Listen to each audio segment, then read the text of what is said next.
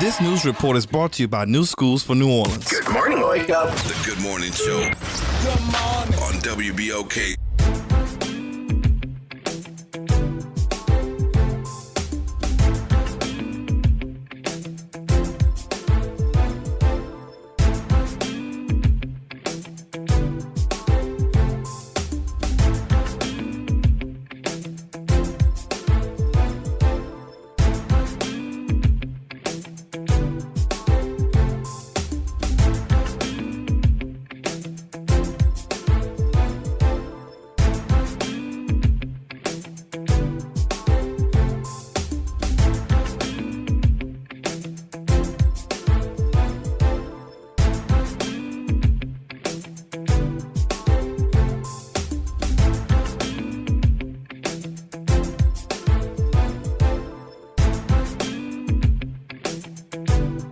Wake up, New Orleans. Happy Friday. Welcome to the Good Morning Show. I'm your host, Dr. Ashantawai. Shout out to my super producer, Nyron Sanders. Nyron, you know, folk know they call you super producer now. They don't call you Nyron anymore. When I see folk in the street, they say you and your super producer. So, y'all, shout out to my super producer, the head producer here at WBOK, Nyron Sanders. We still celebrating his birthday. We've been doing so all week. So if you want to call in or drop a note in the chat to wish our super producer a happy 25th birthday, please always think to do so. We appreciate everything he does around here. And look, it's not easy being a man. So happy birthday, Nyron. But it is Friday, y'all, and I'm excited about it being Friday. Happy Friday, everybody. I hope you have a fantastic weekend planned. I know I do. I have so much to do. One of my friends invited me to one of her school reunion events this weekend. I'm going to go. Sets 45 invited me to an event. It's a cocktail fundraiser for his organization. Definitely have to go pass by the homies. So it's going to be quite the weekend. And my nephew, Da Vinci Phillips, turns 1 year old on the 25th, which is Sunday. So we're having a huge birthday party for Da Vinci. Happy birthday, Da Vinci. He is turning 5. He is the son of my baby brother, Vincent. So he is so excited. I think children change people, and I think my nephew has changed my brother for the better, so thank God for that. So we are celebrating my nephew this weekend. On Sunday, he is turning the big old 1. So yeah, I'm excited about that. So it's a full weekend for me. But I got to start off today telling y'all about my yesterday. So on yesterday, I had the privilege of speaking at an officer installation for the Nord Teen Council. It took place at Gelia Hall. They fancy, y'all. So shout out to CEO Larry Barabino and the young lady who invited me to be the keynote, Duana Johnson. She's over that program or several programs over there. Don't know her exact title, but I know she's doing her thing over at Nord. So I want to thank Duana Johnson and CEO Larry Barabino for allowing me the space to speak to the children. And, you know, children make my heart beat. I think children are my kryptonite. I enjoy being in community with children. And so I had the pleasure of being in the room watching some phenomenal children get installed into their leadership positions. There was one young man who was a graduate.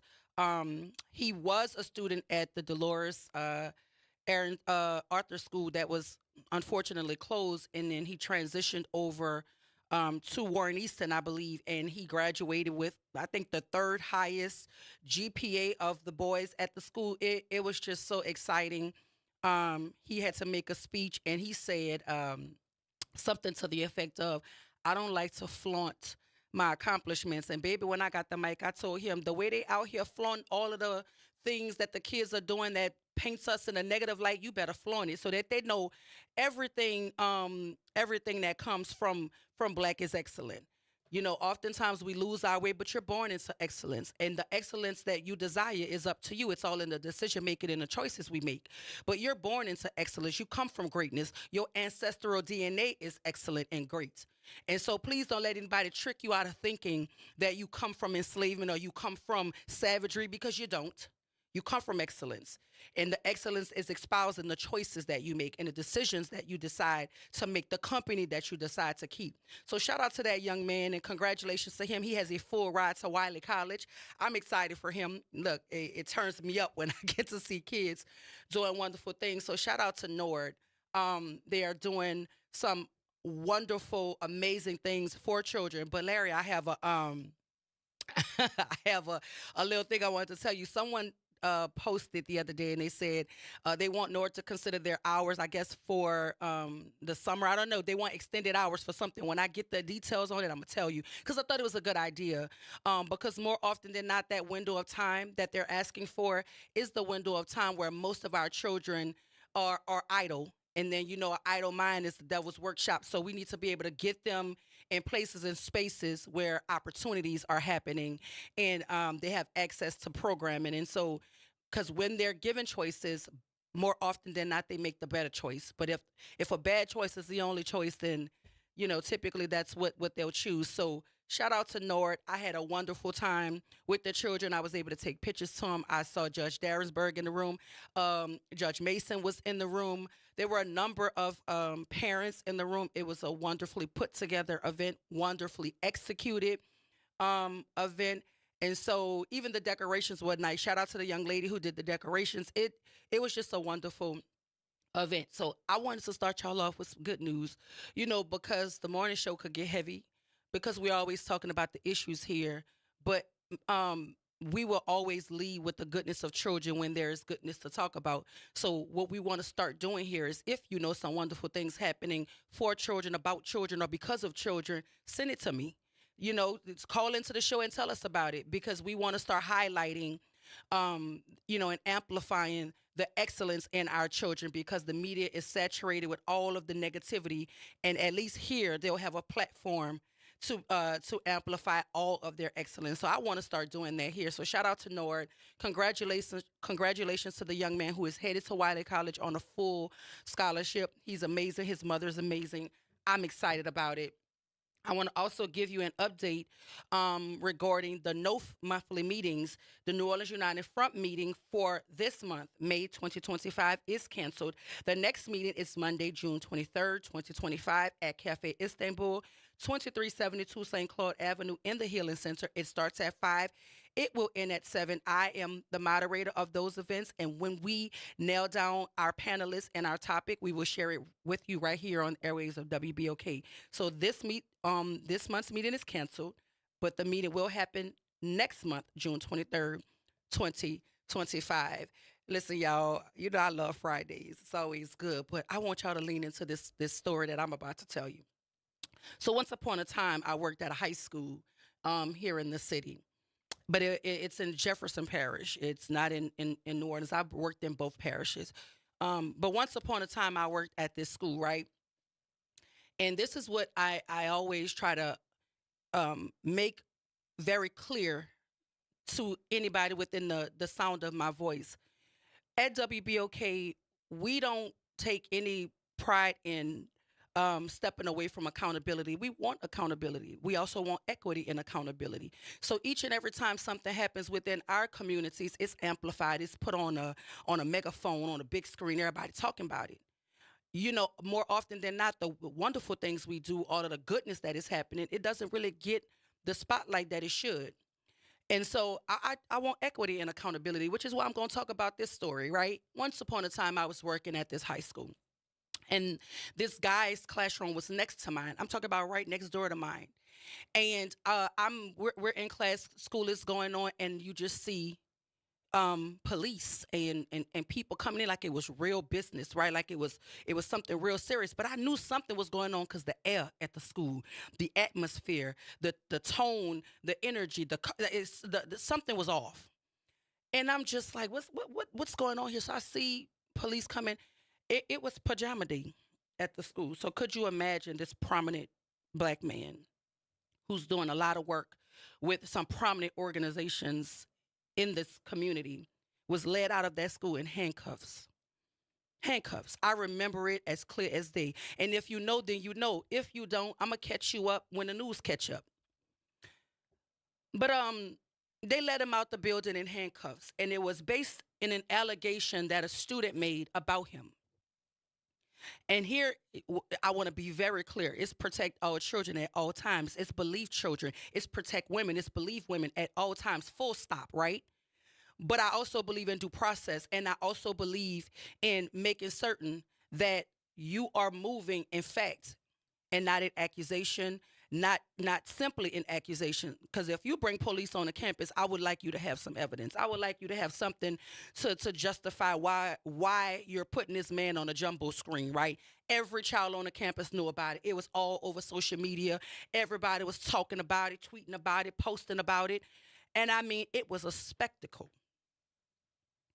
Well, at this same school on yesterday, another man was walked off the campus. But you see, it's my understanding that folk have been made to sign documents to prevent them from talking about it.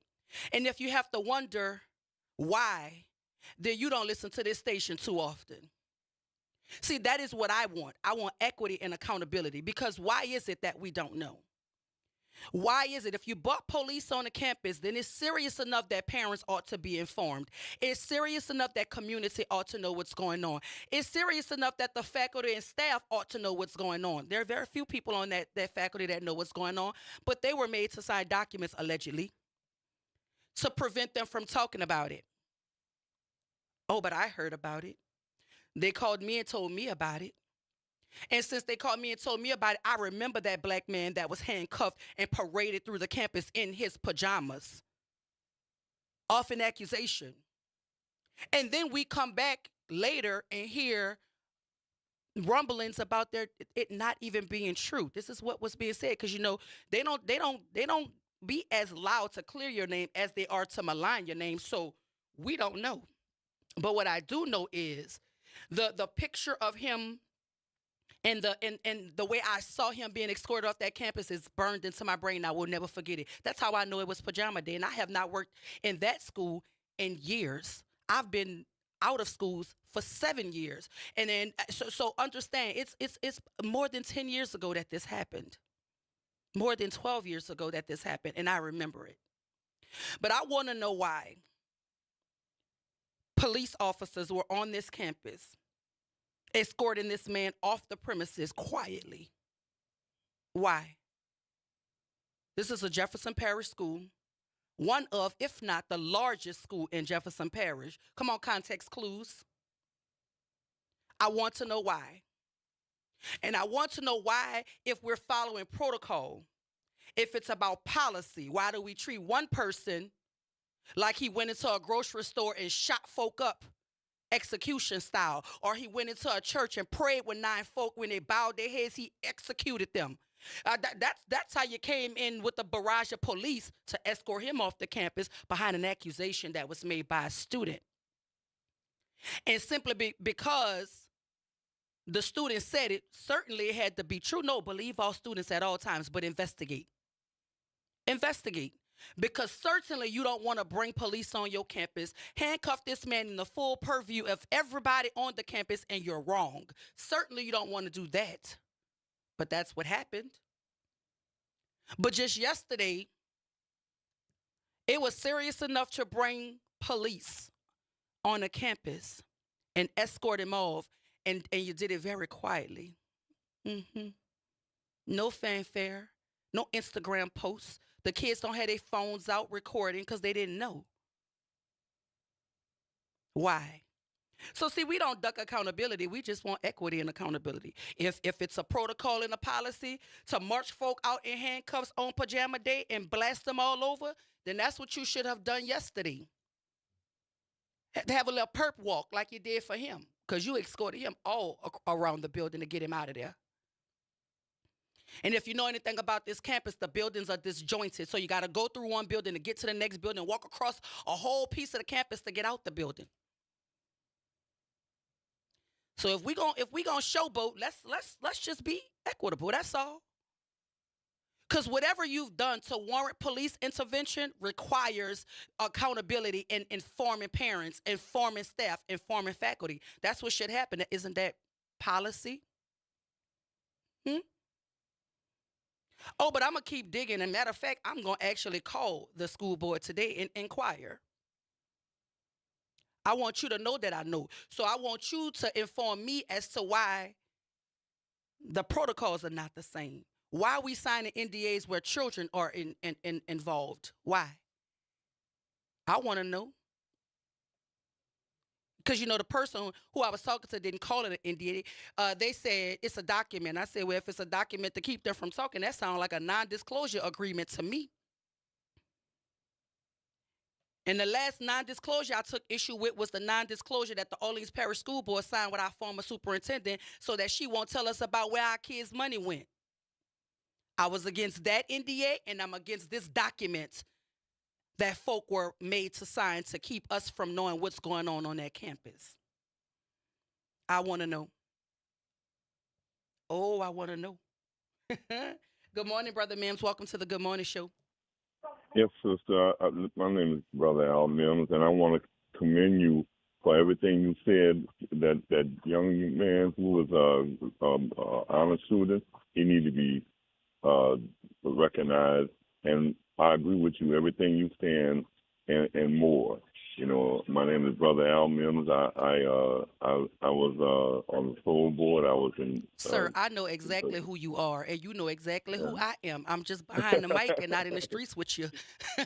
We know each other very well, and I am grateful to you and all the work that you do to intervene on the streets for our children. We stand shoulder to shoulder at a lot of events, Brother Mims. I know exactly who you are. I've been to a lot of funerals, and I just funerals. I got your back, and if anything you ever need, I got your back. Thank you so much, sir. I appreciate you. But I love you much. Love you more. You ain't nothing nice. All right. You have a great day. You love too. You much. You too. All right. Listen, I don't want you to ever think that your work goes unnoticed. I know exactly who you are, Brother Mims. Exactly who you are. When we do Crime Victims Week on Bayou St. John, I normally MC the event. So you know who I am. I know who you are. We've been shoulder to shoulder plenty of press conferences and protests dealing with the murder of children in this city. So I salute you, brother. I appreciate who you are. I appreciate you still having your feet planted in the work. Thank you for your service to this community.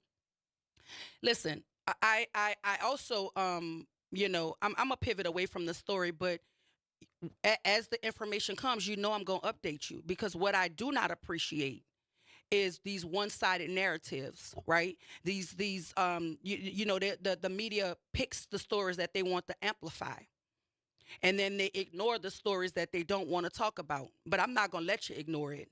We're going to talk about it, and we're going to talk about it in with respect to the facts, because the facts are these two similar actions happened, and one was handled in a very public way, and the other was handled very quietly. And I want to know if the way they were handled aligns with protocol.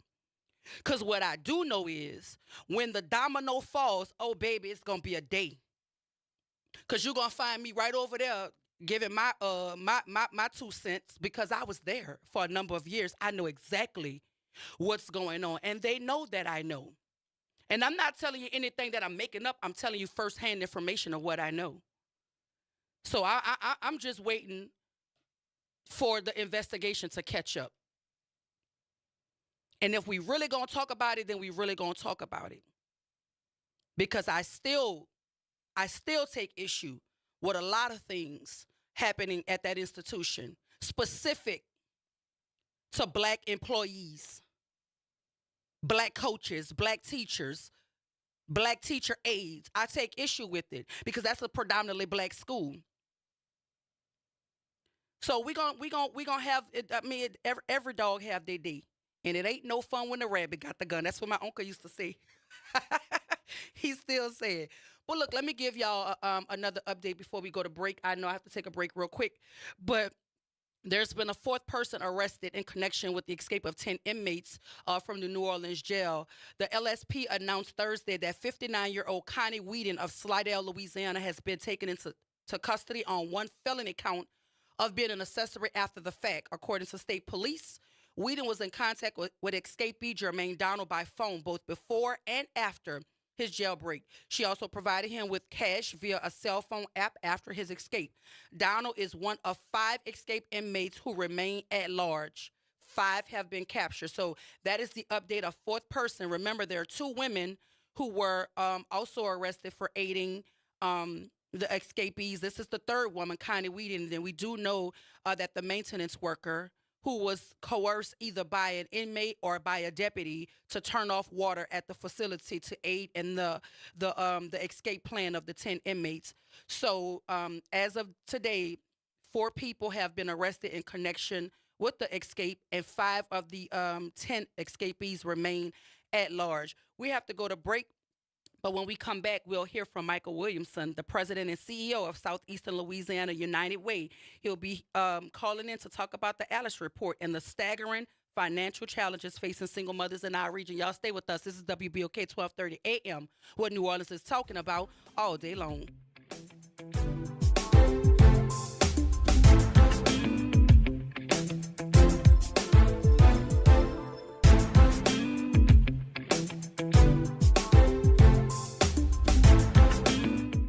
Good morning and happy Friday. I'm Morgan Lentis with WDSU News, and here's a look at today's headlines. Breaking overnight, another inmate is on the run, this time on the North Shore. 19-year-old Trayvon Johnson broke out of the Tangipahoa Parish Jail yesterday afternoon, almost 1 year after escaping from the same jail with 3 other inmates. We are awaiting a news conference from the Sheriff's Office, so stick with WDSU for updates throughout the day. Then the search continues for the 5 inmates still on the run 1 week after they escaped from the Orleans Parish Jail. Law enforcement officials are reminding the public that those men should be considered armed and dangerous, so stay vigilant and call 911 if you see something suspicious. Meantime, a 3rd person has been arrested for allegedly helping one of the inmates who broke out of the Orleans Parish Jail. Louisiana State Police say Connie Whedon of Slidell was in contact with Jermaine Donald. They say she sent him cash via a cell phone app after his escape. And 2 other women already charged with aiding the escapees had their bonds set at more than $1 million each on Thursday. Finally, on a lighter note, New Orleans City Councilman Freddie King is hosting a community crawfish boil tomorrow in Algiers. And the good news, it is free. That's from 11 to 3 at 2500 General Meyer Avenue. And that is a look at today's headlines. I'm Morgan Lentis with WDSU. Have a great day. Now more than ever, Lowe's knows you don't just want a low price, you want the lowest price. And with our lowest price guarantee, you can count on us for competitive prices on all your home improvement projects. If you find a qualifying lower price somewhere else on the same item, we'll match it. Lowe's, we help, you save. Price match applies to same item. Current price at qualifying retailers. Exclusions and terms apply. Learn how we'll match price at lowes.com/lowest price guarantee. Something amazing is happening in networking. Organizations are scaling with less stress. That's because CDW is designing and implementing intelligent HPE Aruba networking solutions that simplify and secure operations. With automation at the center of your data center, growing pains can be a thing of the past. HPE Aruba Networking and CDW. Make amazing happen. Learn more at cdw.com/Aruba.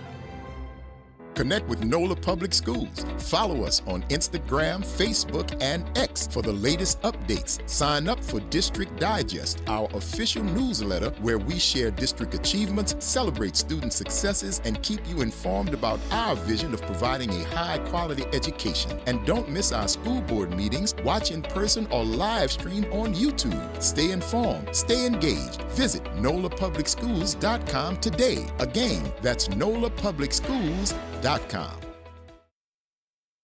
Visit DePaul's new Algiers Health Center at 2801 General de Gaulle Drive to receive primary and preventive care for both adults and children. Services also include behavioral health, imaging, and on-site pharmacy, vision, Medicaid enrollment assistance, and more. For appointments, visit DePaulCommunityHealthCenters.org or call 504-207-3060.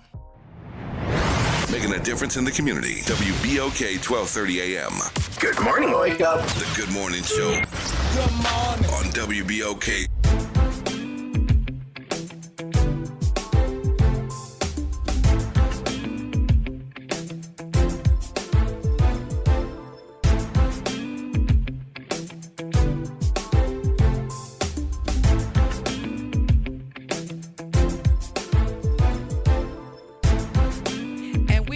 Welcome back to the Good Morning Show. I'm your host, Dr. Ashanta White. Shout out to my super producer, Nyron Sanders. And if you're just Joining the conversation, we are getting ready to talk to Michael Williamson, President, CEO of Southeastern Louisiana United Way, here to talk about the Alice report that highlights the staggering financial challenges facing single mothers in our region. Good morning, Mr. Williamson. Welcome to the Good Morning Show. Good morning. Thanks for having me on. No, thank you for being here. So first and foremost, can you tell our listening audience a little bit about the organization that you represent and what is the Alice report? Sure. So, we have Southeast Louisiana. We like to describe ourselves as a regional seven parish collective impact organization, squarely focused on the issue of poverty and how we eradicate it. And so, this year we're celebrating our 101st year in Southeast Louisiana, and of course we're not celebrating the latest results of the Alice report, but the Alice report is a study of financial hardship, and Alice is an acronym for Asset Limited, Income Constrained, Employed. So this is, by its very definition, a study of what we often refer to as the working poor, folks that are doing all the right things. They're showing up to work, trying to support their families, but they're still not earning enough to meet their basic needs. You say it's asset limited, income constrained? Right. So asset limited meaning they don't have oftentimes like assets, think, a house or a car or something that's of value that helps you live out a prosperous life. And then income constrained means their incomes are limited. What's the E in the acronym? Asset limited, income constrained, employed. And okay. so these are, we put that at the end because at the end of the day, these families, these folks are working. They have jobs, often one or two jobs. Mm-hmm. Right, exactly. Yeah, I absolutely get it. And in this particular report, you're highlighting the financial hardship of single mothers. Can we talk specific to that data? Yeah, that data tells us that 77% of single moms are Alice. In other words, they're not making enough money to cover their basic needs. And think basic needs, this is housing, childcare, food, transportation, healthcare, technology, which is so important today, access to technology, and then just the miscellaneous expenses that occur, an emergency, we have to evacuate for a hurricane, and a single mom often doesn't have the resources to be able to do that, to pay for fuel, to get a hotel room, or to get out of town. So, that's an alarming rate for single moms, and it often leads to real challenges when it comes to like workforce opportunities. If I can't afford childcare, then how do I get a job? So, Michael, do you foresee these percentage numbers drastically increasing with the bill that was just passed on yesterday, whereby Medicaid, SNAP, child care, all of those programmings have taken major hits? Do you foresee these numbers increasing in terms of the asset limited, income constrained, employed? So certainly when any public benefit program is cut, we have concerns. We often have to wait and see what those impacts will be. But we can tell you when it comes to SNAP benefits and other forms of public benefits, transfer payment programs, TANF, et cetera. You think about all the different federal programs that are available. When those are reduced, they often have a disproportionate impact on families that qualify for those benefits. But one thing I'll say, and so Alice, takes into account, families that live in poverty based on how the federal government defines it. I will say that measure is antiquated and really needs to be readdressed because it was created in the 60s. But what we're talking about as well is folks that live above the poverty level, and therefore they wouldn't qualify for SNAP benefits, but they're still not earning enough to be able to meet those basic needs like food. They often struggle with food access and healthy food access and those types of things. So these are families that they're not at risk of losing a public benefit because they don't qualify for it, but they're still struggling to meet those needs, which is an alarming number of households in Southeast Louisiana and Orleans Parish. So why is the current poverty measure failing so many families? Because if Alice families are earning above the federal poverty line, but they still can't afford basic living costs, why is the current poverty measure failing so many families? So I think that is the fundamental question, that the way we used to measure poverty is no longer sufficient because it's been redefined. We have essentially 1 in 2 households, throughout the state of Louisiana, and that's pretty similar in Southeast Louisiana, are Alice.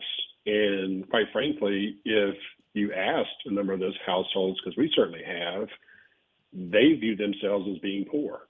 They view themselves because they don't have the financial resources to meet those basic needs. And so what that tells us is the way we've been measuring poverty doesn't work anymore. And we really need to rethink both how we measure it, but how we address it as well, so that families can get what they need to be stable and survive, so then they can focus on what is their pathway to economic prosperity and freedom. The data also says since 2010, there's been a 21% increase in Alice households across the region. What's driving this growth, and why aren't more families gaining financial ground? So it boils down to a couple of factors. One is wages aren't increasing at a rapid rate, but costs are. We see it in the grocery stores or at the pump. You see costs go up over time, but wages haven't kept pace. So you look at a 10-year span of time, your wages might increase incrementally, but the cost of goods and services, et cetera, have increased dramatically. Then you add, like in the state of Louisiana, the insurance crisis, both automobile and homeowners, those costs have gone up dramatically, and often that trickles down to Alice households, even if they're not a homeowner, but they're renting. Oftentimes those costs are passed along to the renter, and so those costs are going up. Incomes aren't going up fast enough, and it puts a lot of stress and pressure on what we call Alice households. When is Ready Louisiana Coalition for Early Childhood Education Day at the Capitol? Because it's my understanding that you guys will be joining them. So that was on Tuesday, okay. Which was a fantastic day at the Capitol, really highlighting the issue of importance of access to high quality early care and education. And I will give a lot of credit, not just to the advocates, but to policymakers, both Republicans and Democrats, that understand the value of access to high quality early care and education. So a lot of our colleagues and coalition partners were up there just as a reminder to policymakers that this is an important issue, and it's important for two reasons. One is long-term outcomes for children. Access to quality care leads to better outcomes for our young ones, but also it's a workforce issue today. When families, individuals have access to child care for their little ones, they can go to work, and they can go to work with a peace of mind, knowing their kids are safe and secure, and they're being loved and cared for while they're off doing their jobs. So were you guys able to present some of the findings of the Alice data to some of the lawmakers in Baton Rouge? Yes, we do. There's a press conference, and legislators will pop in to hear the news, and also too because this is a 365, 24/7 issue. Throughout the year, we're meeting with our policymakers, we're meeting with business leaders, always talking about the issue and trying to find ways creatively to address it with both funding and addressing policy. And, we have some amazing partners. You think about the Louisiana Policy Institute for Children, Agenda for Children, then you got the child care center providers like Rochelle Wilcox, Wilcox Early Learning Academy, and Pearlie Harris. I mean, there's a great coalition, and quite honestly, Louisiana and Orleans Parish, believe it or not, have been really leading the nation when it comes to our approach to early care and education and increasing access. And so we understand that Louisiana ranks first in financial hardship nationwide. That's a statistic that is jarring to me. What urgent policy shifts or investments are you calling for? So we really have to look at wages. I know we often talk about, minimum wage, and those, while it polls very well, it often doesn't get any traction in the legislature. But I'll say this, I think we really need to shift the discussion not from what is a minimum mandated wage, but what is a livable wage? What does it take to get by in the state of Louisiana or in a particular parish or community? And can we start to inform employers and policymakers around what it takes to live? This isn't about telling employers what you must pay your employees, but rather this is what your employee needs to be able to live a stable and healthy life. And when you do that, they actually perform better at work. And so the net result is increased productivity and performance in the job, which is good for employers as well. And can you talk to our listening audience about some of the specific challenges Alice households face in Southeast Louisiana, especially in terms of childcare, housing, and healthcare access? Yeah, so if you're Alice, once again, you often don't qualify for any of the public benefit programs in particular. So Alice households, we can think single moms, but certainly even a couple, if they have, like one is a personal care aide and the other is a stock worker, order filler, kind of based on position descriptions, that family is still going to be about $28,000 short every year of meeting their basic needs. So they make tough choices. Where can I put my child if I want to go to work, and is that a safe and secure place for them to be? Do I pay for medicine or do I pay for food? How do I stretch gas in the car and food on the table to make sure I can get to and from work or a doctor's appointment? Every single day, Alice households make really, really tough choices around where they're going to take their limited resources and use them to best support their families. And once again, they're working. Like, it's not as if this is a person sitting on their couch and just not doing anything. These are folks that are working, and in fact, they're working very, very hard, and they're actually an essential part of our local economy. We rely heavily on Alice in our day-to-day lives, and they make really, really tough choices. So, Michael, families who make too much money to apply or to be awarded benefits such as SNAP benefits, but they make too little to be able to cover all of the cost of living. Are those families counted in this Alice data? They absolutely are. That's by its definition. That was the point of the original creation of the Alice report. Was it was actually in northern New Jersey where they have very, very low poverty rates and high wealth. But they still saw a lot of need from families that were struggling. And it really puzzled them because it's a wealthy part of the country, right? And so they dug into the data, and what they found out was there are folks that can't qualify for these programs that offer much needed basic needs support.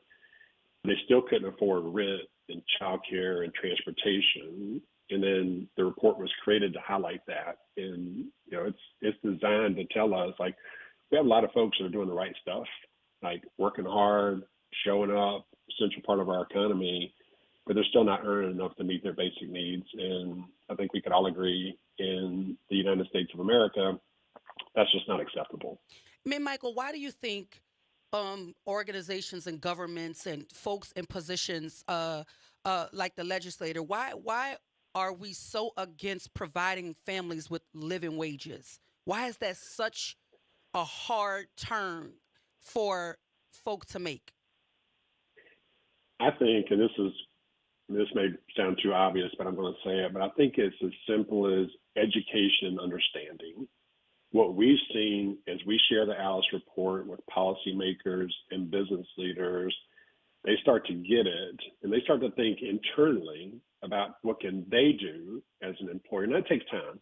It takes time to be able to address those issues, but I think it's about education, making sure that employers and policymakers understand this is the challenge and this is the why, and how do we begin to move those wages? And also would say it's a partnership between employee and employer.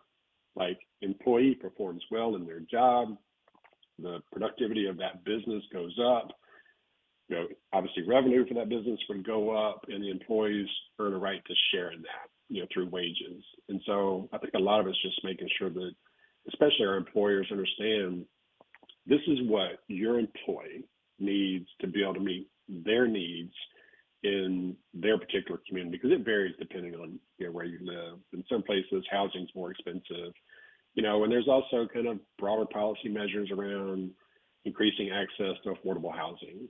How do we get a handle on that? It's complicated. It takes innovative approaches, but we have to create affordable housing so folks can afford to live where they work. Yeah, and I mean, living in Southeast Louisiana, and being a part of the data of the Alice Report, the families who are part of that data who can't afford to pay bills and maybe put gas in the car at the same time, that tells you that they absolutely aren't able to save for emergencies. So when hurricanes come, by and large, a lot of these families are not prepared because they can't afford the additional expense of trying to escape a hurricane or trying to relocate themselves, for threat of hurricane. So that's another layer, to me that exacerbates the issue. It's like we barely can make our day to day, and now we're faced with hurricane season and the anxiety around that. Can we evacuate? How are we going to get the resources to evacuate? That's what we saw for Katrina. A lot of those families just simply could not leave the city. Katrina definitely, peeled back the veneer, so to speak, to kind of reveal some of the startling issues like that. And so that's traumatic for the family, right? Like, yes. I can't evacuate. We've got to hunker down and hope we make it through this storm without anybody getting harmed. That's stressful and traumatic, and to do that over and over again has its own impacts.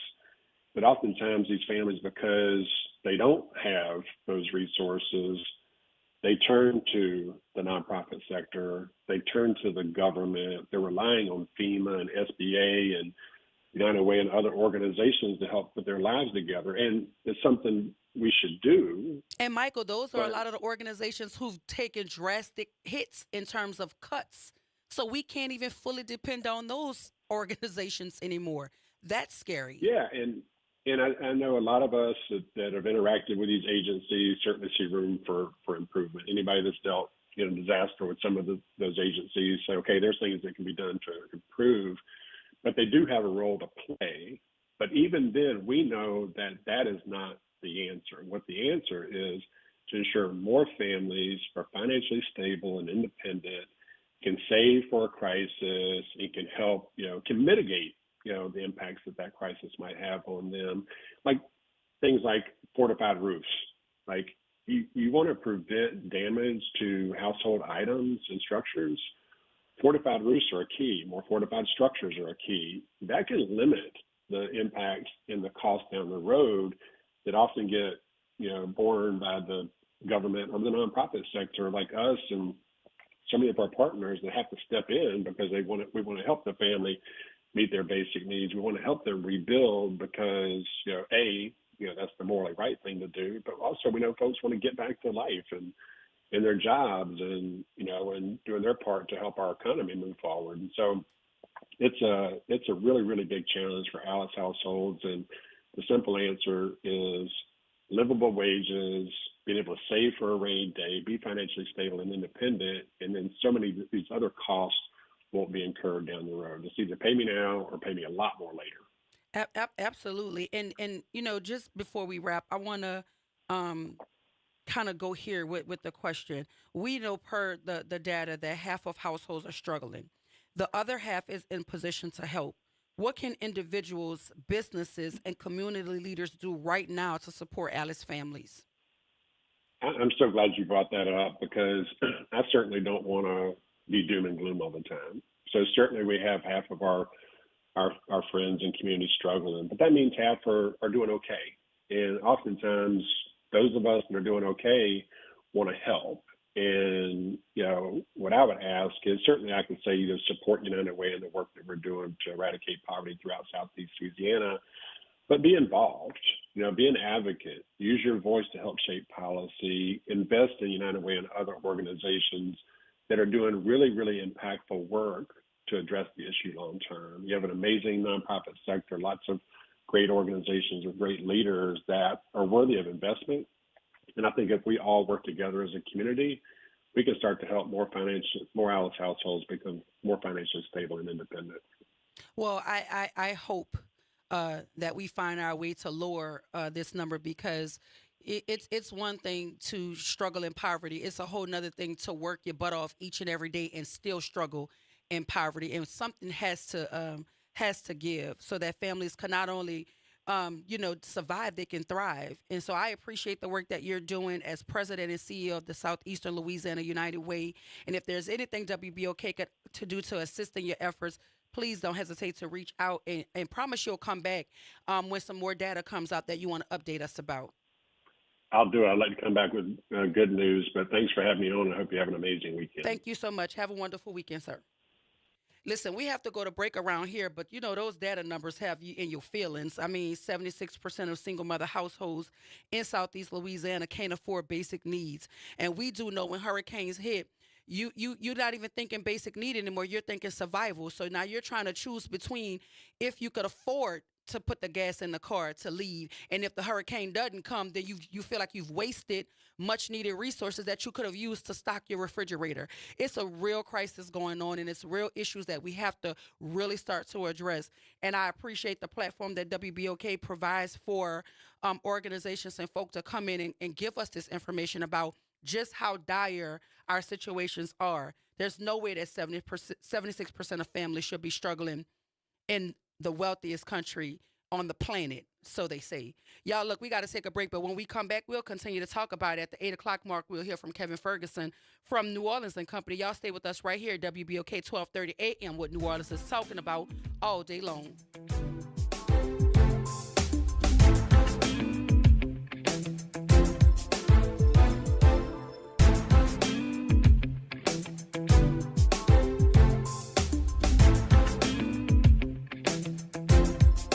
This is your news update for WBOK from WDSU. For all your news and weather, watch WDSU News, New Orleans' leader in live, local, late-breaking news. Today at noon and 4 p.m.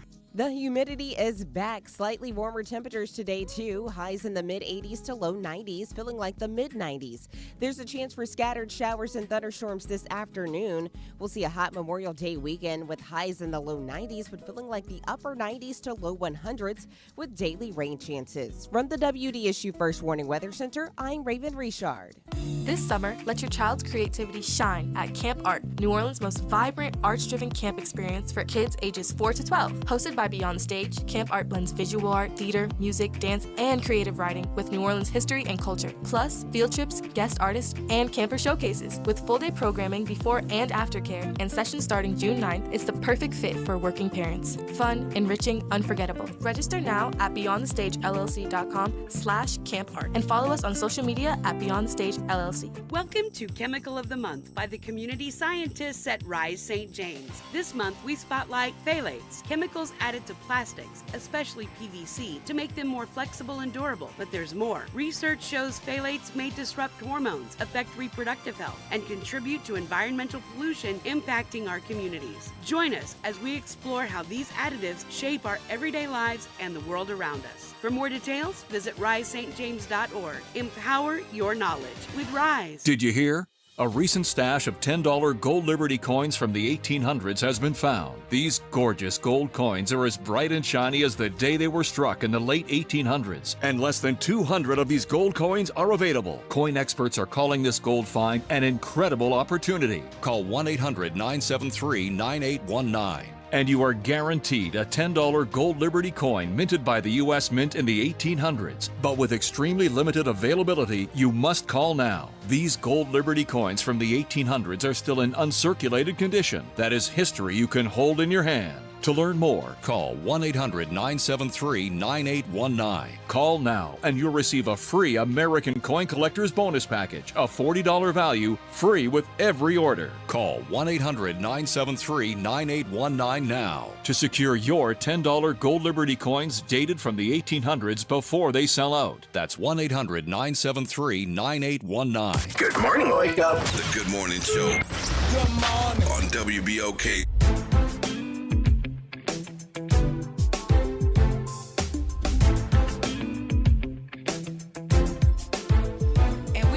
Happy Friday, everyone. We We are back. Welcome back to the Good Morning Show. I am your host, Dr. Ashanta Wyatt.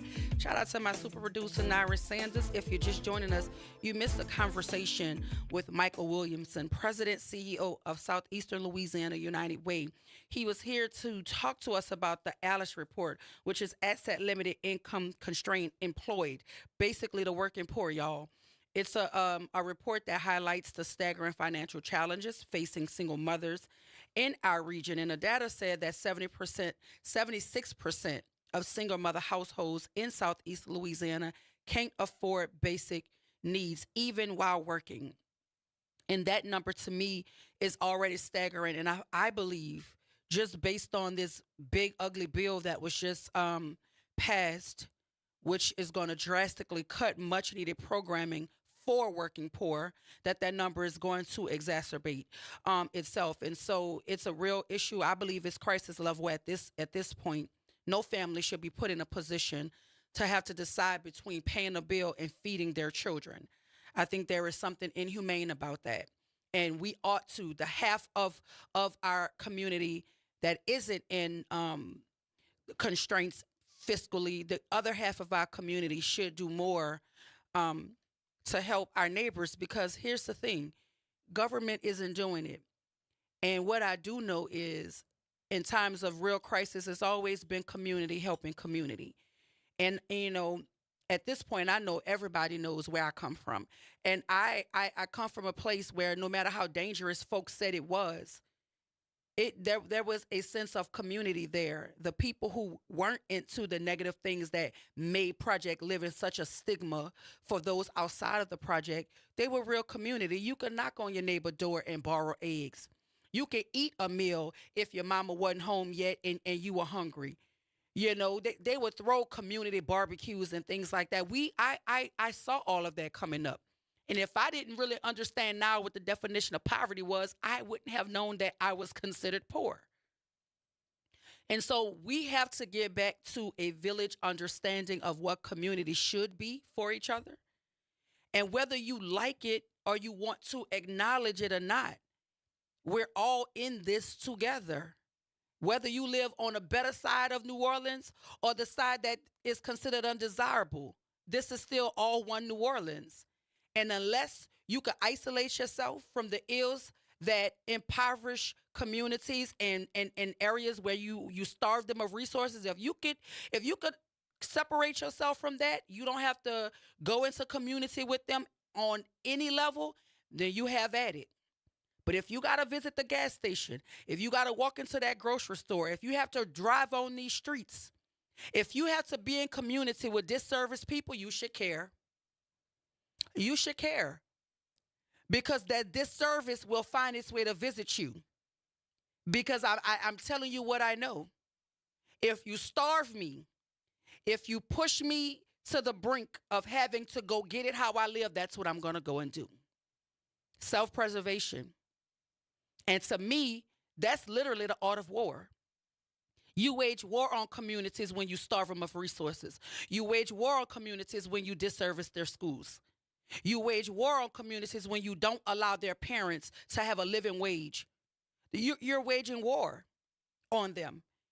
And the art of war tells you that I'm going to do what I need to do to protect me and my household by any means necessary. So y'all might not want to let the necessary occur, because it will. You know, I'm a rap fan, y'all. It will. Animals show us that. Y'all be wondering why you seeing coyotes walking around in your neighborhood? Let's guess. Because their habitat has been disturbed. There's no food where they sleep.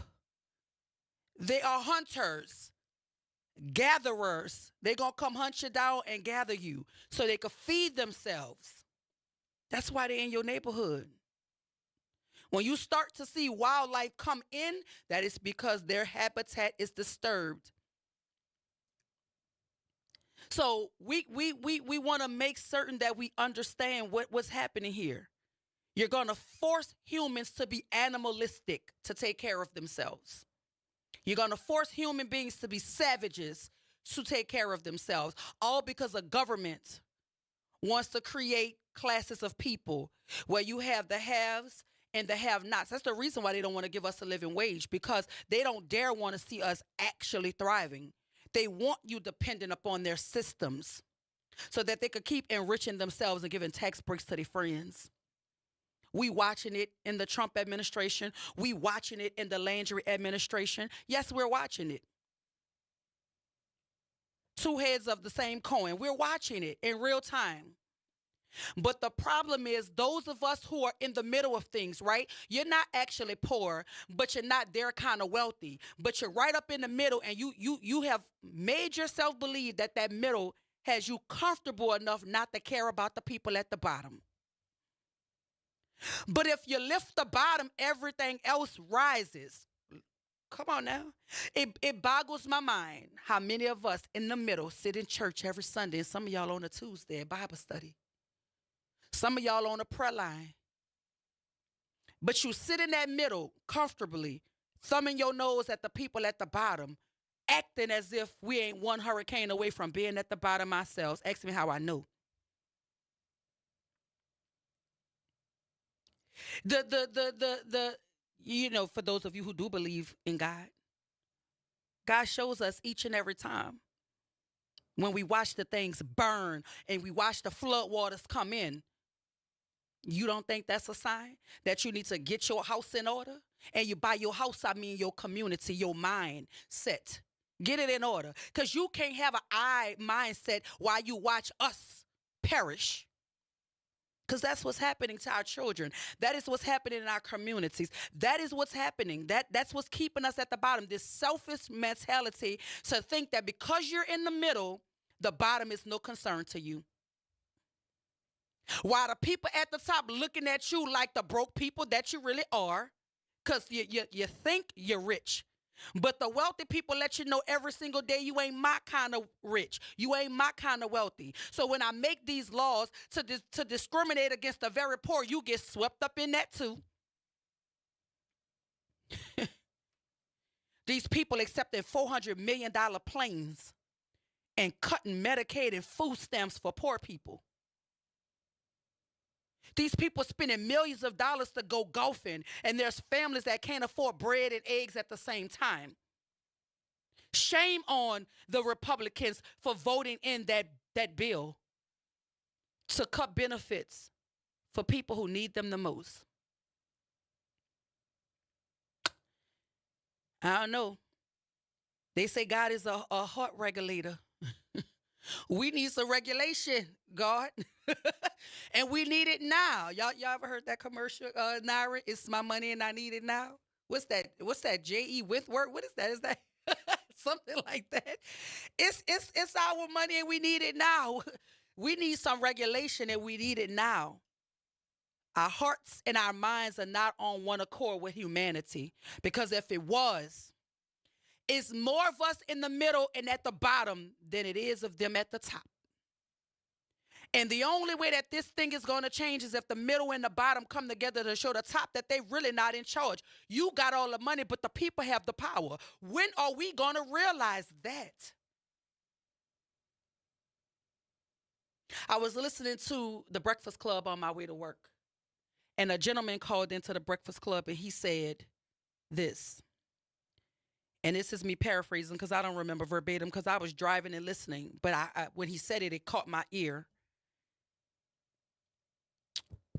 He said, the only thing to ever topple a dictator is the people. And I say, ooh,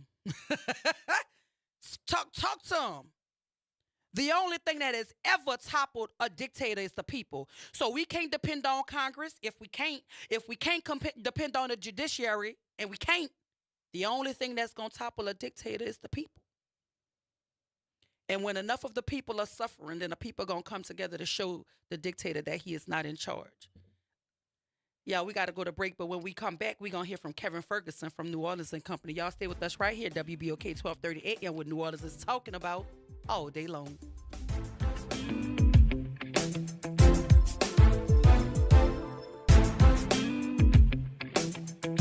WBOK New Orleans. Home of the Good Morning Show, 7 to 9 a.m. weekdays. This news report is brought to you by New Schools for New Orleans. New Schools for New Orleans is committed to celebrating the hardworking teachers of New Orleans. Thank you to all the educators who came out to the 4th annual NOLA Teacher Fest at Champion Square. We had over 2,000 attendees. Special thank you to our sponsors, Allstate Sugar Bowl, Entergy New Orleans, Raising Cane's, Align Ed New Orleans, Agenda for Children, and Oshner Children's for their commitment and support. Teachers and school leaders, enjoy the summer break. I'm Bree Wood with BIN News Now.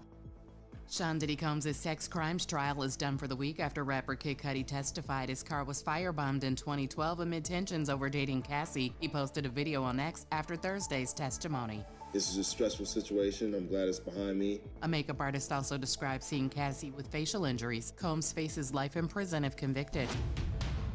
Authorities in Washington, D.C. say 31-year-old Elias Rodriguez confessed to killing 2 Israeli embassy staff in D.C. at the scene of the crime after a diplomatic event. Charged with murder, he reportedly told police, "I did it for Palestine, I did it for Gaza."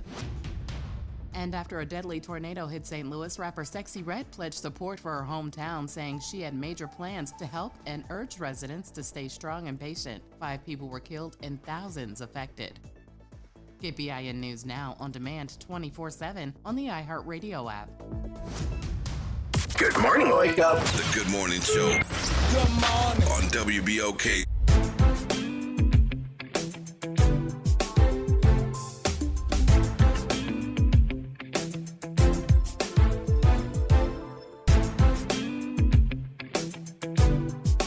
And we are back. Welcome back to the Good Morning Show. I am your host, Dr. Ashanta Wyatt. Right now in studio with me is Kevin Ferguson from New Orleans and Company, here to talk to us about summertime travel and marketing, as well as this job fest you have coming up. Hey, Kevin, welcome back. Dr. Wyatt, it's always great to be here. It's great to be with the audience. Thank you guys for having me, as always. Look, thank you for being here. So before we talk about this summertime travel and marketing, I think it's super duper important following the Alice Report conversation that we had with Michael Williamson, who was the president and CEO of Southeast Louisiana United Way, right? So I think talking about this job fest marries well into that conversation we were having. About 76% of single mother households can't afford basic needs, and that stems from not being able to have a living wage on their job. That's right. So talk to us about the job fest. We're excited about it, and I do want to just say Mike Williamson's incredible, the work that United Way of Southeast Louisiana does. They're a close partner of ours.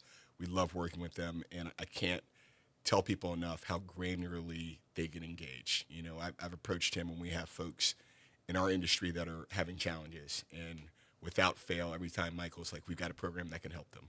Yeah. And reaches out and connects with it. Yeah. So a great partner, and I think the work that we do at New Orleans and Company with our industry partners, Job Fest is a great example of that, how we're trying to really have an impact on the community.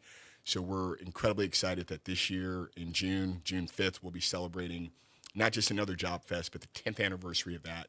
This program was established by our beloved colleague, Cheryl Teamer, who passed away and preceded me at New Orleans and Company. But she really believed in the impact that our industry could have with our community by connecting not just for jobs, but careers, right? Career Fest does not have the same ring to it. But it doesn't, but I see what you did there. Yeah. But the great thing is there's an opportunity with this. We do have jobs, right? And that's one of the things I love about the industry is that we have everything from entry level to mid-career to senior leadership that's always available within our industry. And the Job Fests are a great way for folks to connect with that. This year, in addition to just having the employers there tabling, connecting to the community, we really wanted to be a celebration. So we've got additional services there. We'll have raffle prizes. We'll have more things for the community to engage in to really make it a special day. We're going to have the Career Center. The state has a bus that allows for people to kind of log in and do applications online. And one of the great things about the Job Fest, it's one of my favorite things. Every time I've been there, multiple people are getting hired on the spot for opportunities. So this is going to be June 5th. June 3rd. Oh, June 3rd. Don't get the I date know, wrong I now. know. June 3rd, 3. We've got June so 3rd. much going on sometimes. The dates in my head bounce around. Mhm. From 9 a.m. to 2 p.m. at the Joy Theater. We'd love to do it at locations that are kind of centralized, that have access to public transportation so that our community can make it out. But these are incredible. We've got some incredible employers in this industry that are always looking to find talented people with the right attitude to come to work. And those opportunities are there. I think that's the one thing about this industry I've appreciated.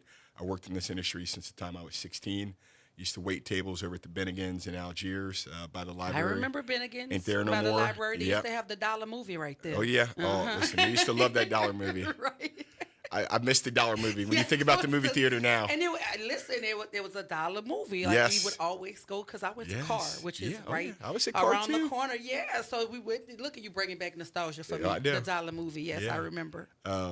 So it's a great opportunity. And, for us, again, it's about how do we make this industry impact our community, right? I think one of the things we talk about internally a lot, and we've done a better job of talking about out loud in the community, is that, we center things on the residents in this community. If you make this city work for the people that live here, it works for visitors too, right?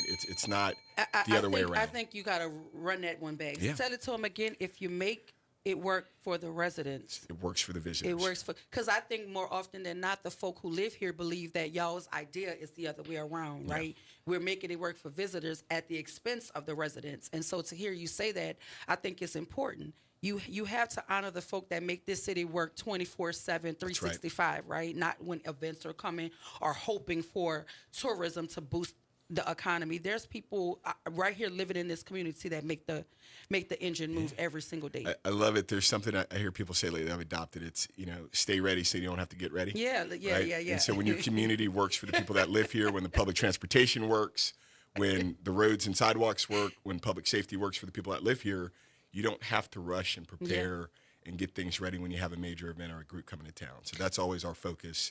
How do we stay excellent year round for the people that live here, so that when people are visiting or we have an event, it's already here. It's already there. So talk to us about some of the companies that are going to be a part of the Job Fest. So we typically have about 25 to 30 companies there, a range from hotels, accommodations, restaurants, attractions, business services. I've not seen the most updated list, but we'll have that on our website, neworleans.com/community jobs. You can see who's coming to that event. And it's incredibly impactful. It's something that what I love about it is the community looks forward to it, our employers look forward to it. And what we've seen this year, I think, and I think it's a testament to the community, people are really showing up ready. They've got resumes, folks are dressed up. I dress up for this event. I dress up for a lot, but people are out dressing me at this, which is a good sign.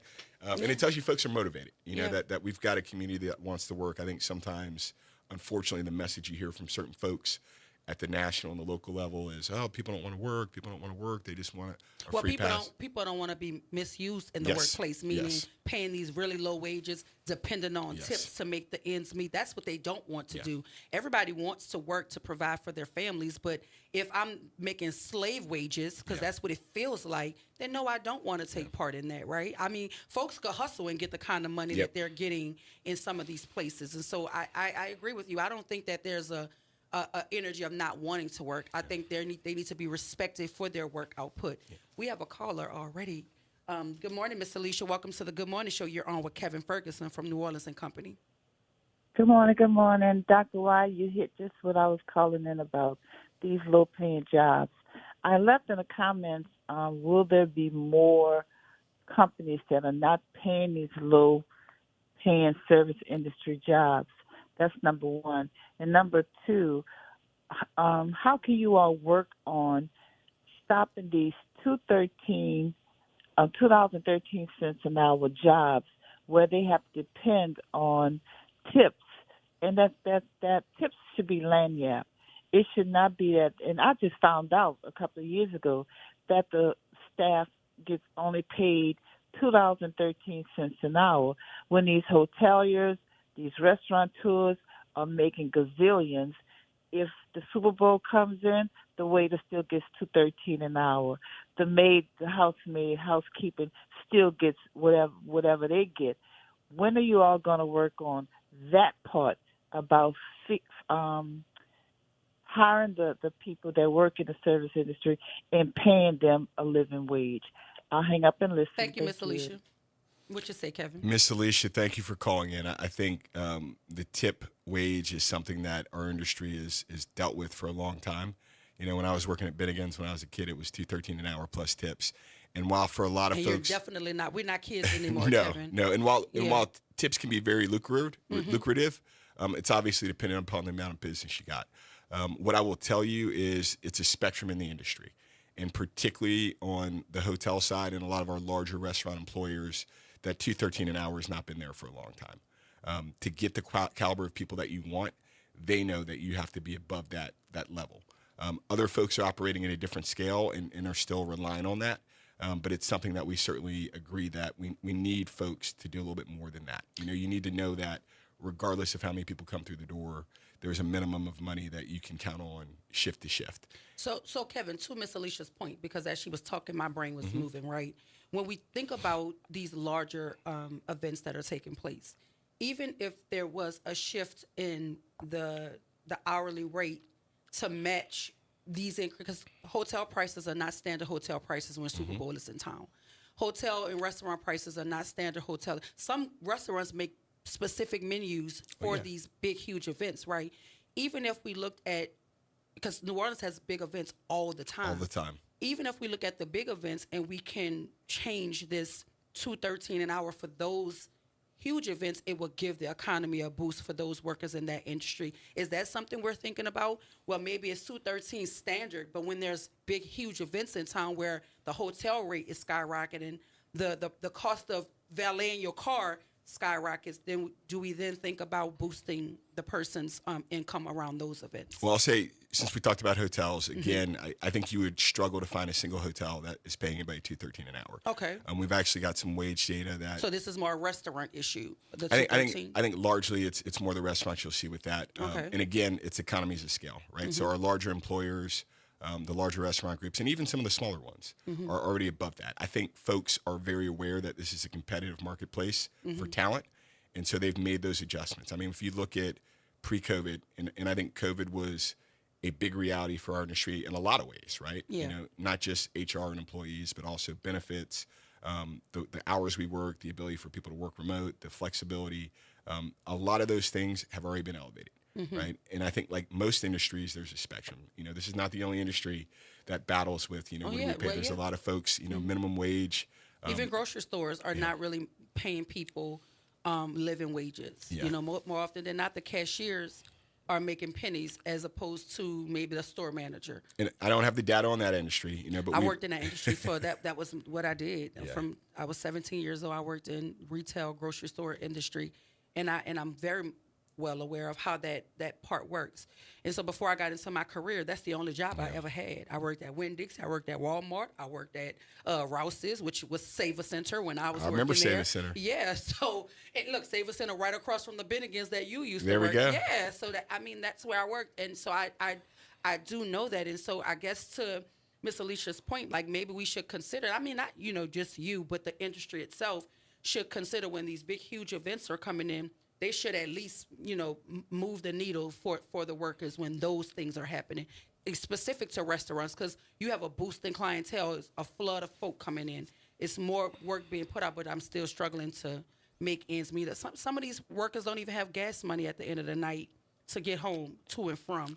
So it's just something we have to look at, and I appreciate that we're discussing it. Oh, certainly, and I'll tell you this too. We host every other month. We have an HR committee. These are dedicated HR professionals from our industry.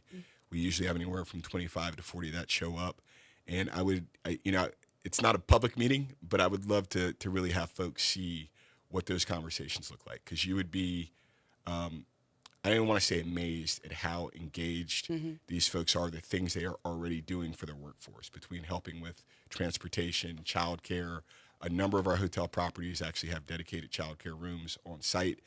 It's a different time. And I'm not saying there's not more room to go. We're always looking to improve. But I can tell you that there is more focus on providing for employees and staff. It's almost, I think about public education in a way. And teachers and schools are trying to address so many more things at school, right? Mental health, healthcare, well-being, all these things at school in addition to educating. And a lot of our employers are doing the same thing. I mean, we have conversations where every month or every other month, we are bringing in nonprofits, community groups. We're bringing in banks around financial literacy, bringing these programs to our employers, and they fully embrace it. They embrace their role not just as being employers and staffing, but also in providing for their employees. Conversations right now with the Office of Nighttime Economy about discounted parking for hospitality workers downtown. So there is a big focus on how do we make life easier, how do we both offer more benefits and support, but also lower some of those barriers like the cost of parking, transportation, those things as well. So it's a focus for the industry. Absolutely. And I think even the parking thing is a conversation that should be had. I'm glad we're working in the direction of discounted parking, but I really don't think you should pay to park to go to work, period. That's just my opinion, especially when you're earning what I consider to be slave wages. I mean, that's just how I look at it. It's no shot against any one business, but I say the same thing to the council when Oliver Thomas was hosting here, and I was just guesting. I said, why do I have to pay a meter to come talk to the city council? That's a part of city being a good citizen. Why am I feeding the meter to come talk to you? Why am I feeding the meter to go to the hospital? I'm already sick. Now you want me sick and broke. You know what I mean? Yeah. It's just this idea that everything that we have to interact with in the city, by and large, more people are at or below the poverty line, and we have to pay to engage with most of our services here. So to me, that's something that we can easily fix that will give an immediate boost to our economy. It's like, why are we doing this? Like, why? I mean, and then at one time we could park for free on Saturday. They've even taken that away and made it free till 7 like any other day. And it's just simple things like that I believe makes the city more native friendly, in my opinion. To say, like, we're not going to charge you if you get sick to come and visit a doctor. I don't want to charge you if you have an issue about your community and you want to address the council. I don't want to charge you for you to go to work at a job that you're not even making enough. Sometimes you don't even make enough in tips to cover the parking fee. Well, and again, I'll say it's a spectrum, yeah, right, Dr. Watt? I get it. And so I'm talking to the people, and I'm talking to the employers, yes. right, and the people who are in charge of making this city move, right, and not just New Orleans and Company. I appreciate the work that you guys are doing, but this is a robust conversation, and Kevin, they're listening. That's why I'm talking directly to them. Like, this is something that I've always said. Why do we have to pay to interface with our government entities? That's I'll tell you this as far as the parking. I've got the Park Mobile app, and when I do my expense report every month, that's the majority of my expenses are parking around the city. And then, Kevin, here's the thing.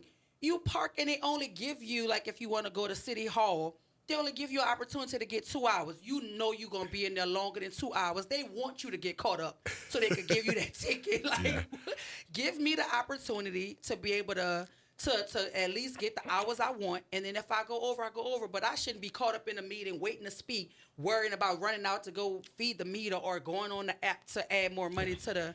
Is that they make it too complicated? I want this city to be user friendly for the folk who live here. Certainly, and I want that too. I think we got to make it easier for people to live here. Yes. I do want to say again that Job Fest, I think it's a great opportunity. I challenge everybody to come there. It's a good location. Meet with these employers and hear about these opportunities, because I think sometimes we are dealing with more of a perception around the industry than the reality. And so I would really invite Miss Alicia, right? That called in? Plummer, yes. Come out to that Job Fest. Come meet with our employers. June. Now listen, I'm gonna come to the Job Fest just so I can see what's going on. Because I will keep you invite me somewhere. Yeah. Please come out. I'll come out because I want to have a more immediate understanding of what's happening, because I do have friends who work in our cultural community here, and I do watch them struggle to make ends meet. And so that's, to me, my point of reference. I have folk that I'm friends with who work in the restaurant industry, and big name restaurants, and I'm watching them struggle to make ends meet. So those are my points of reference. But if you're asking me to come to kind of see, I to would get love a more that. robust understanding of it, I get the understanding, will. and when you meet with these folks, if it's Christine at Dickie Brennan's Restaurant Company, Ashley at the Hilton, Kelly over at the Convention Center, and you realize all the things they're doing and their focus on supporting the workforce, I think it'll give you a different perspective. Again, we've got over 1,100 members, right? Okay. But there are so many folks that are focused on supporting our workforce, on providing quality jobs and careers that people can live for. Definitely shout out to Walt Leger every day. And so we're proud of that. There's work to be done like every industry, but I like the direction we're headed in. There's strong leadership in the industry and focus on these things as well, and we're going to continue to engage on them too. And that Job Fest, if you're just joining us, is happening June 3rd from 9 a.m. to 2 p.m. at the Joy Theater. All sorts of industry folk will be in the room, and Are you hiring on the spot for some of these things? They will be hiring on the spot. Folks will be interviewing on the spot. We've got the mobile application center there. That's a benefit from the State Workforce Commission. So folks can do everything they need. We certainly encourage people to come with resumes and things like that. But if you need help with signing into the application, that's what that bus is there for. And again, these folks are engaged and ready. So there's a bus that will help folk with their applications. So some of the applications, you know, it's 2025 now, Dr. Yes. Watt. So we got to get that stuff online. Yeah. And I think previously, you know, okay, when you get back home or if you want to get your mobile phone out. And so again, this is about lowering those barriers for employment and making this easy and accessible.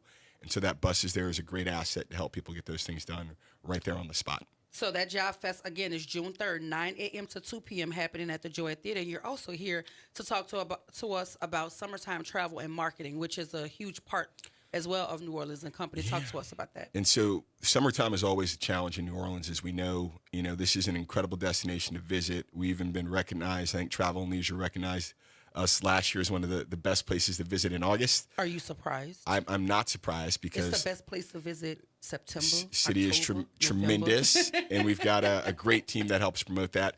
But the reality is we do deal with challenges historically during the summertime. Yes. You know, folks in the region do a lot of things during the summer. Obviously, beaches are a great thing that people do. We don't have beaches here. We also know that hurricane season impacts our ability to have groups and larger gatherings sometimes too. But it's still an incredible place. But what we know is that we've got to do more to continue in what is traditionally a slow period to bring business to our residents, to our community, because those jobs still need to be filled. People still need to pay their bills. And so we do a lot of marketing around summertime travel. Some of it has been focused traditionally on how do we encourage more locals to go out. Things like Culinary, which is in its 21st year, a great restaurant program for summer dining. Museum Month is another thing we do in August that really encourages folks to take advantage of the world-class cultural institutions we have here in the city, from the New Orleans African American Museum, Shea Cultural Center that participate, World War II, which is celebrating its 25th anniversary this year, folks like the Historic New Orleans Collection that were recently really kind of front and center on a national scale. And you know, August is kind of weird too. It feels kind of fall-y, and it's the summer fall, like it's on the cusp. So are we considering August to be summer? We still consider we're not changing the calendar quite yet. I'm just saying the kids go to school. Yeah. So the kids not thinking August is summer. August feels real fallish to the teachers. It certainly does when you got that clock in your head that you're going back to school soon. Yes. But so we're expanding the marketing for those programs, right? Okay. We're really expanding the radius that we're reaching out, 150-mile radius to encourage folks in other states. Mm-hmm. Hey, come here and celebrate Culinary, celebrate Museum Month, take advantage of these great programs that traditionally have a lot of focus on our locals, but we're trying to expand that window to let folks know that there are incredible things happening here throughout the year.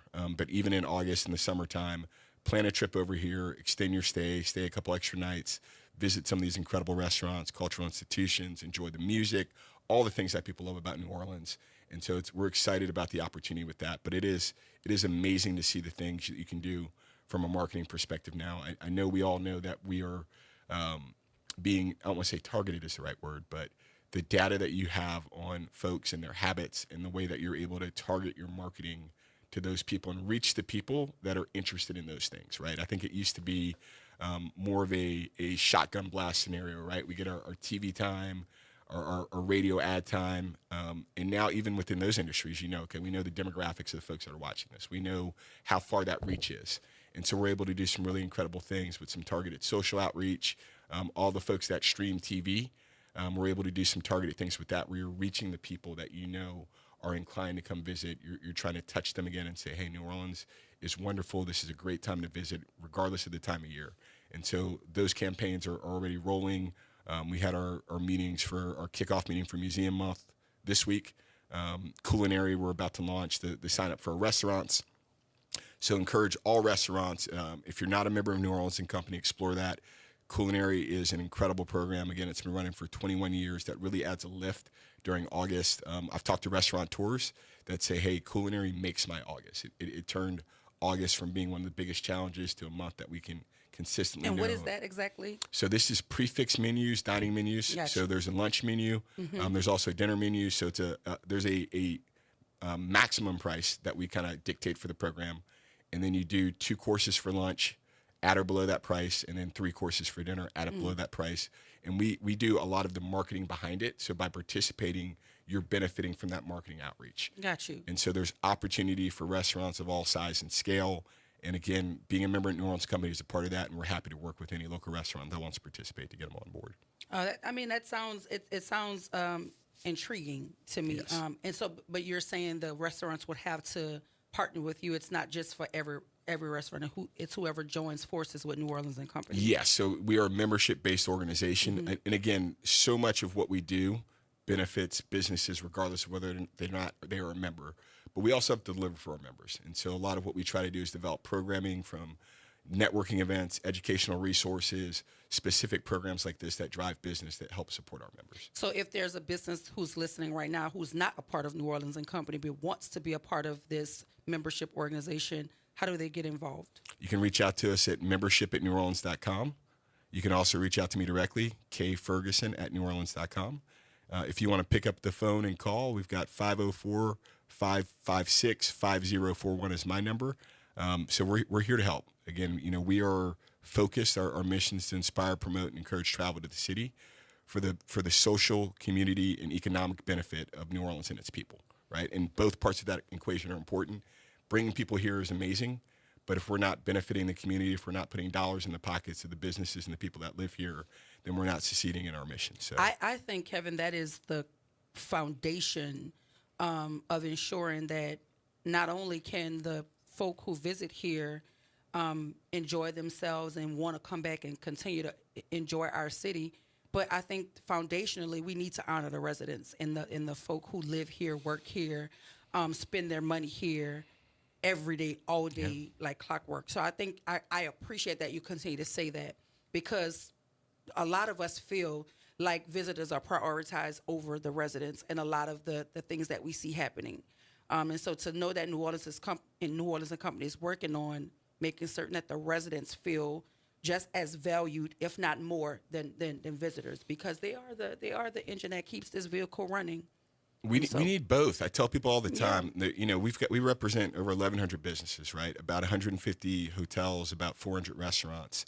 But even within that, most of those restaurants are small to medium-sized businesses, and the bulk majority of our membership, over 600 members, 700 members, are small to medium-sized businesses that need both residents and visitors to be successful.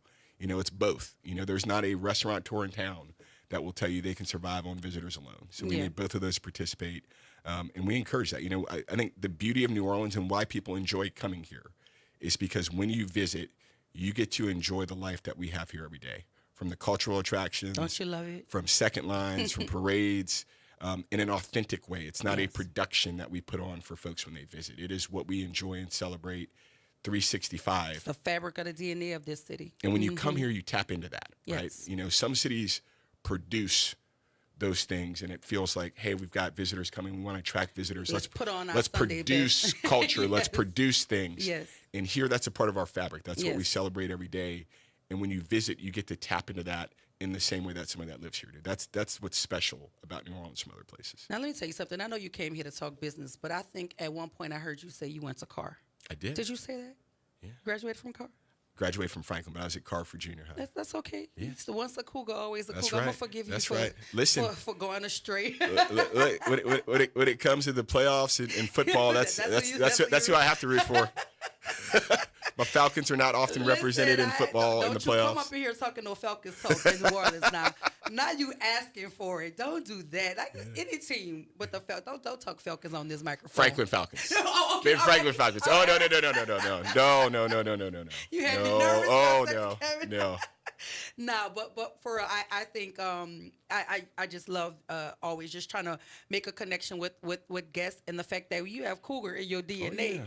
That's listen, you all right with me. Grew up in Algiers. You all right with me. I know you was about $1 movie. That's right. Only the people from Algiers know about that.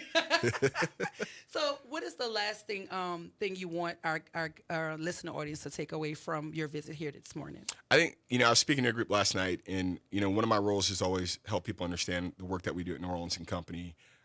Tremendous work working with journalists and influencers to get positive stories placed about the city.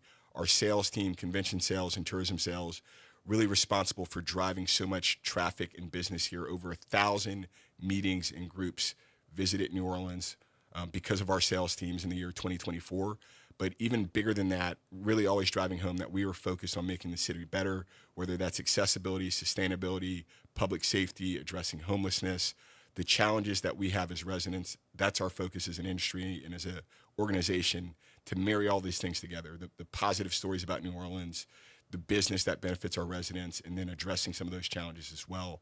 And the team is dedicated to that. You know, I always want people to know that there is a organization in this city that's focusing on addressing all those things for the benefit of our community. And I just had one last question before you go. So the businesses who do buy into New Orleans and Company, is there any guarantee that their dues and what they pay to you reaps any benefits in terms of work for them? Is there any protocols to ensure that the money paid in and entitles them to? That is a whole nother segment. You know, I think we could dive deeper, but one of the things that we do as an organization, when we bring groups here, we do not tell them this is where you're eating. We do not tell them this is your hotel. This is your transportation company. We secure the business for New Orleans, and then we send that out to our members to compete. So we say this group is coming in the year 2039. They need 5,000 hotel rooms. To that, and then they still have to sell themselves. Service so request, speak, yes. Gotcha. And so it benefits everybody, right? Because we're bringing that business. All of our businesses have an opportunity to compete for it.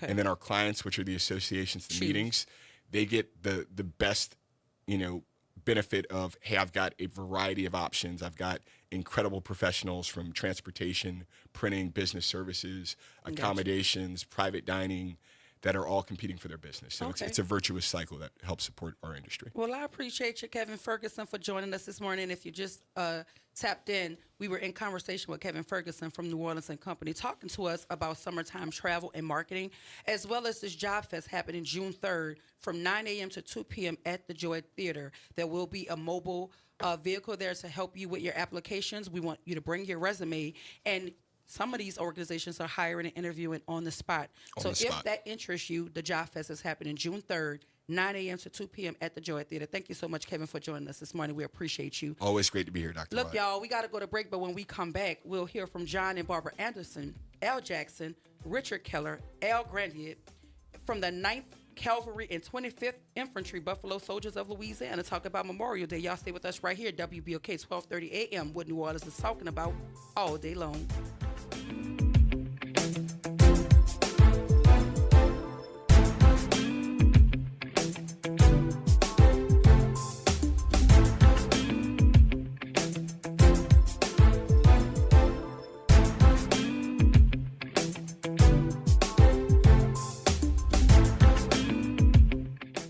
Good morning and happy Friday. I'm Morgan Lentis with WDSU News, and here's a look at today's headlines. Breaking overnight, another inmate is on the run, this time on the North Shore. 19-year-old Trayvon Johnson broke out of the Tangipahoa Parish Jail yesterday afternoon, almost 1 year after escaping from the same jail with 3 other inmates.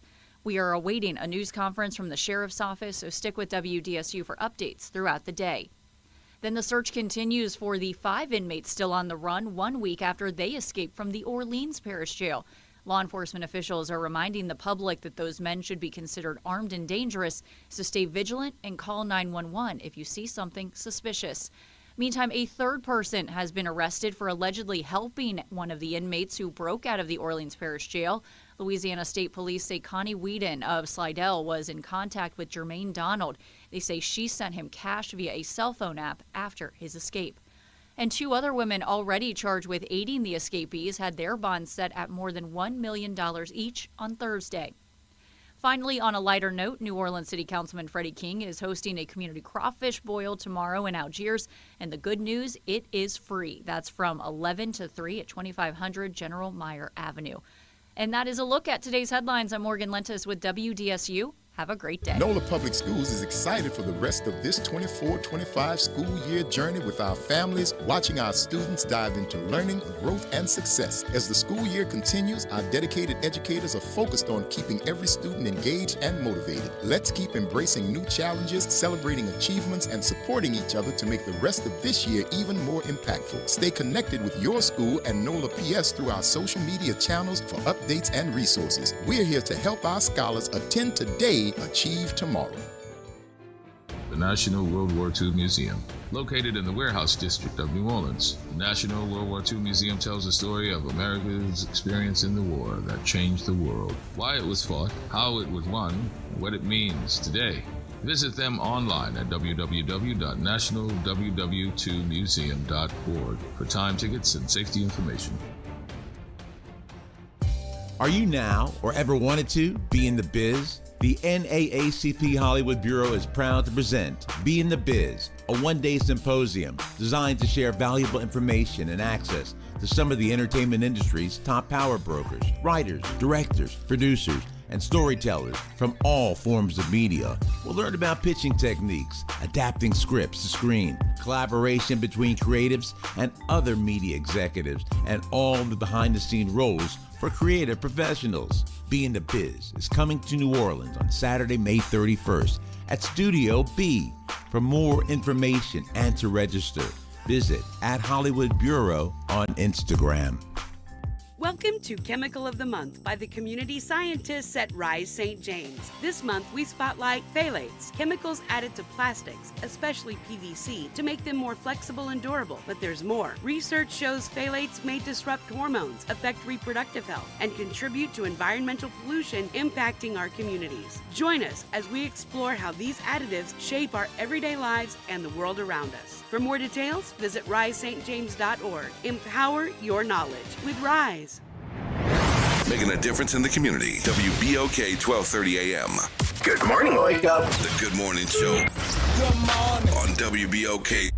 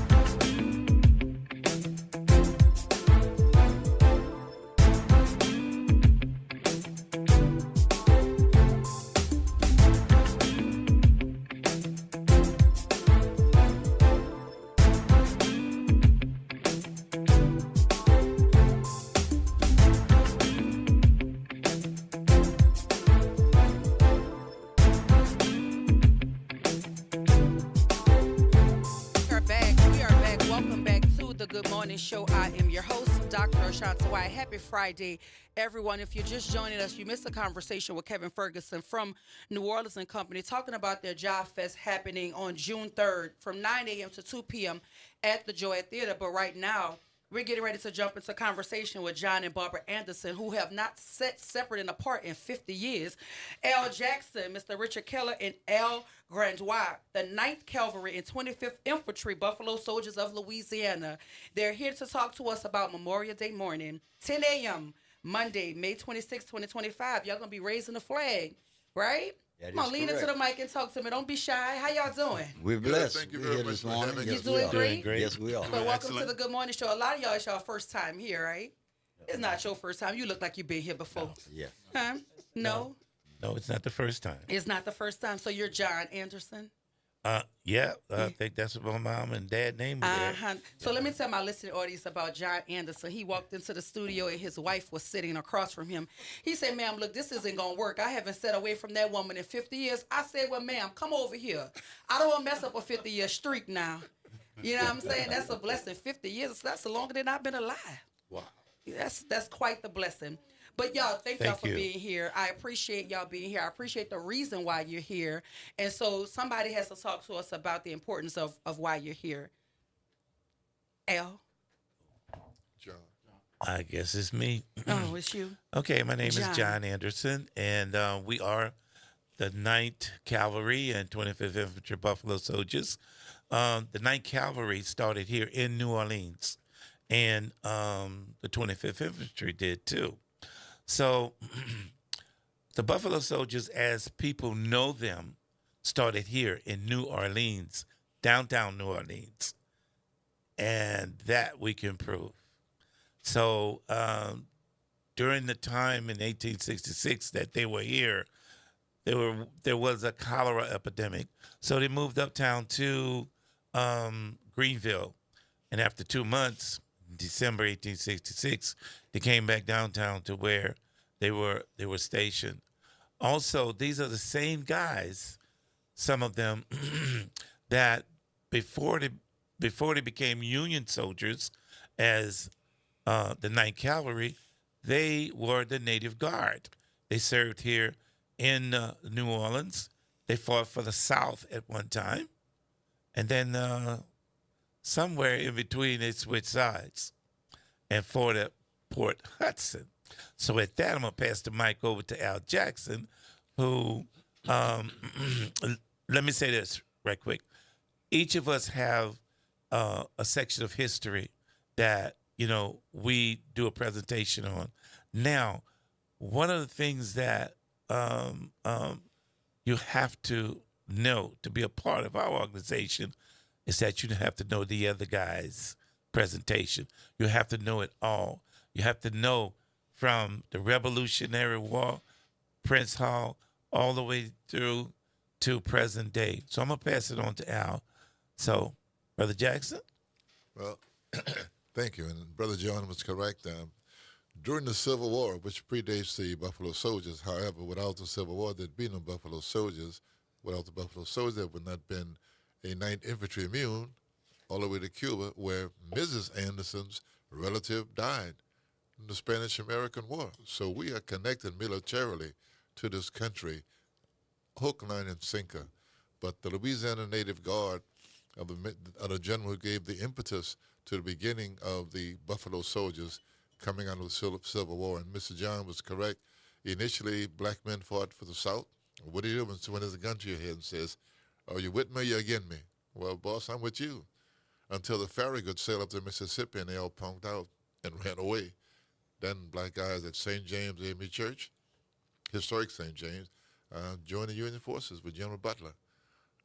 Defeated the Confederates in Baton Rouge, at Port Hudson, Mobile, Alabama, and Pensacola, Florida. So again, we won the war to benefit everybody.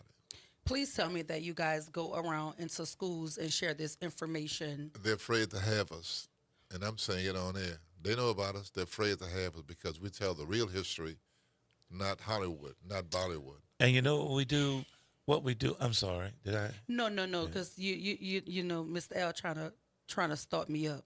Because I want y'all in schools sharing this with our children. Yes, we would like to go to schools. We've been to several churches. Mm-hmm. We were at a church down in Violet, recently, and and folk tell us, folk will tell us word of mouth, where John told you this or Frank told you that, and my mama said, you're always supposed to believe mom, but we read, we cross-reference. I made a statement that the 9th Cavalry started in New Orleans. Okay, I'll tell you where it came from. It came from a thesis that was written by a guy in the U.S. Army. And also, that thesis had to be approved before it was published. So we know it's fact. Now, the other thing is that, you had the War of 1812, right? And you had the Spanish-American War.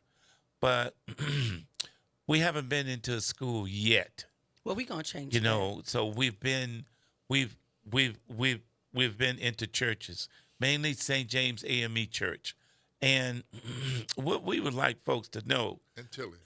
Huh? Tilly, Reverend Tilly. Oh, yeah. Oh, I'm sorry. Please. Yeah, don't forget Tilly. Yeah, I got to get Tilly. Yeah, the block will get hot. Yeah. And I look. I was quite fortunate year before last.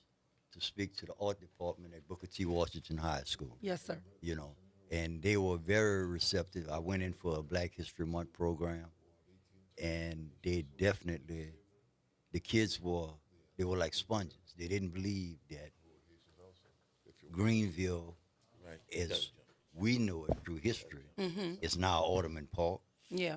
You know, they said, what? I said, yeah, well, that's where Black folks used to live. Mm-hmm. I said, the city of New Orleans at that time in space was from the Esplanade, the Padres, from the river to the bayou. Everything had to be incorporated. Yeah. That's why you had more action in what people call the third ward or uptown area of the city. Mm-hmm. Well, I definitely want to have conversations about how do we connect you guys with our schools, because this is information that our children need to be able to hear, especially from people who mirror the folk from the history of the information that you're providing, because we do know there's a watered-down, whitewashed version of American history that is happening to eliminate all of the accomplishments and achievements, such as the Tuskegee Airmen, right? We need this kind of information, and who better to tell it to our children than folk who know it back in front, right? And so we need to change that. And here's the thing. There are educators listening to this show all day long. Oh, and they know, if we're saying it here, we want them to hear about it, but we have to change that. Our children deserve to understand history in its real and rare form, no matter who's uncomfortable about it, right? It just has to happen. But I do want somebody here to talk to me about the flag raising that you guys are getting ready to do. What is that happening Memorial Day, 10 a.m.? Yes. Okay, yes. It's going to happen at 10 a.m. at Holt Cemetery. This is our second year. And we plan to expand from Holt Cemetery to other cemeteries to honor those that has given their all to freedom and democracy. And we chose Holt Cemetery because one of the reasons it was the easiest cemetery to present at. Miss Jessica Strawn is the superintendent, and she's gone above and beyond, the call of duty. But what I want to say before I pass the mic over to Al G, I call him, Al, he's going to tell you something, some more of our history. The Haitian involvement That's of true. our history. That's right. Yeah. But what I'd like to say is that what we do, we talk about our history. And when I say our history, this is Louisiana's history. What I have found is that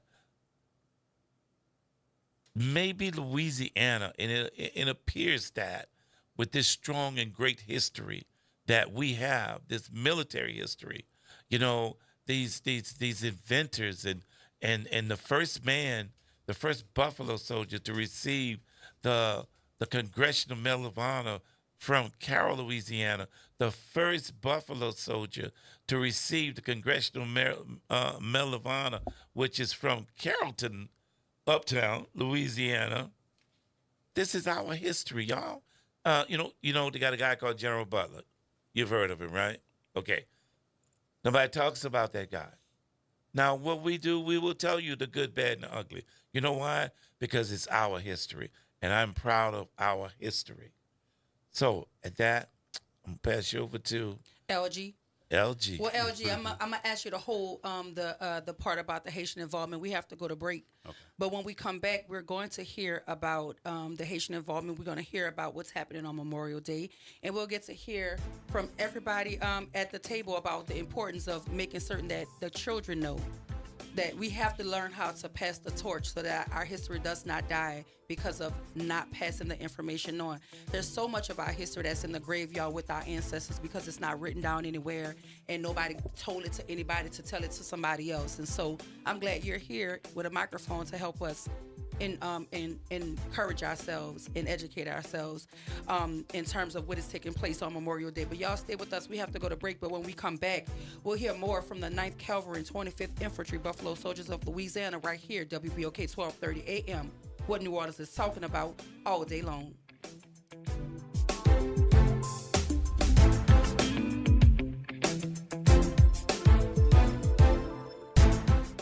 Are you passionate about community safety and police accountability? Tune in to The Monitor's Mic, where we talk about oversight, policing, and you.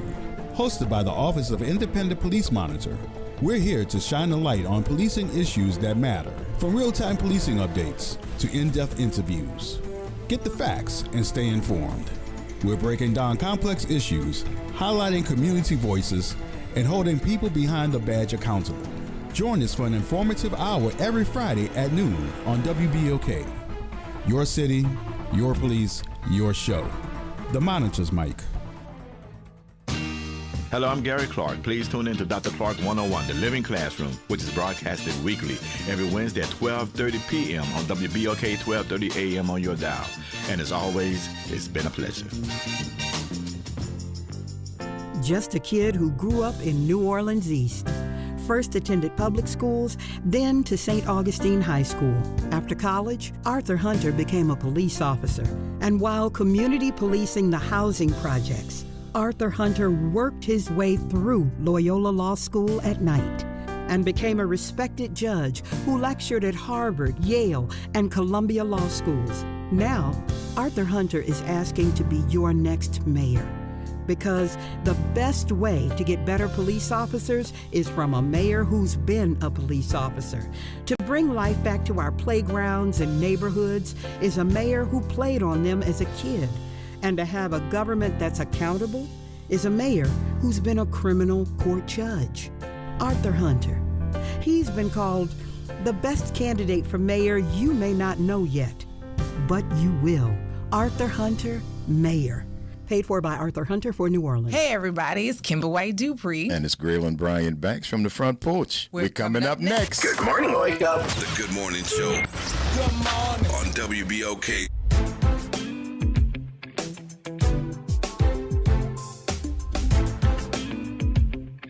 And we are back. Welcome back to the Good Morning Show. Happy Friday, everybody. If you're just joining us, we're in conversation with the 9th Cavalry and 25th Infantry Buffalo Soldiers of Louisiana. Don't they sound fancy, y'all? Right now, we're getting ready to hear from Mr. LG about the Haitian involvement in this movement we're talking about this morning. Hey. Hi. Thanks for having us. Thank you for being here. And you said something that kind of hit home. Recently, my uncle passed away Monday. I'm sorry about that. And he, through conversation visiting Haiti 10 years ago, I was introduced to an ancestor who fought in the Haitian Revolution and is honored in Haiti for his contributions towards Haiti's independence, General J.M. Grandois. And the wealth of knowledge about him passed away with my uncle and some of that conversation. So I felt I was really inspired to kind of put it out there about him, maybe encourage the younger folks in my family or people to start knowing, so he doesn't die out with me and other folks who don't necessarily talk about him. So that's a good thing that you said that our kids need to hear. Yes.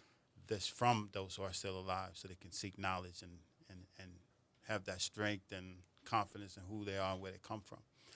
So the Haitian history involvement, the Haitian Revolution ignited a shift in the Western world. The Haitian Revolution started in 1791. In 1804, the Haitians declared their independence from France. That was led by Toussaint Louverture and Dessalines.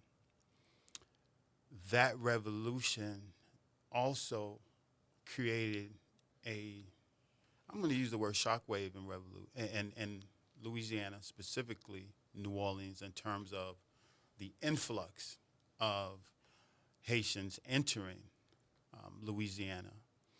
And I would say there were two waves of Haitians entering. Would have been at the height of the revolutions with slave masters saying, hey, let's get out of Dodge, we're gone. No one knew what was happening. And then there was another flux wave of Haitians. I liked later Freemen, and then some prior to that, let's say revolutionary minded, if you catch my drift. Yeah. And so with that being said, in the Battle of 1812,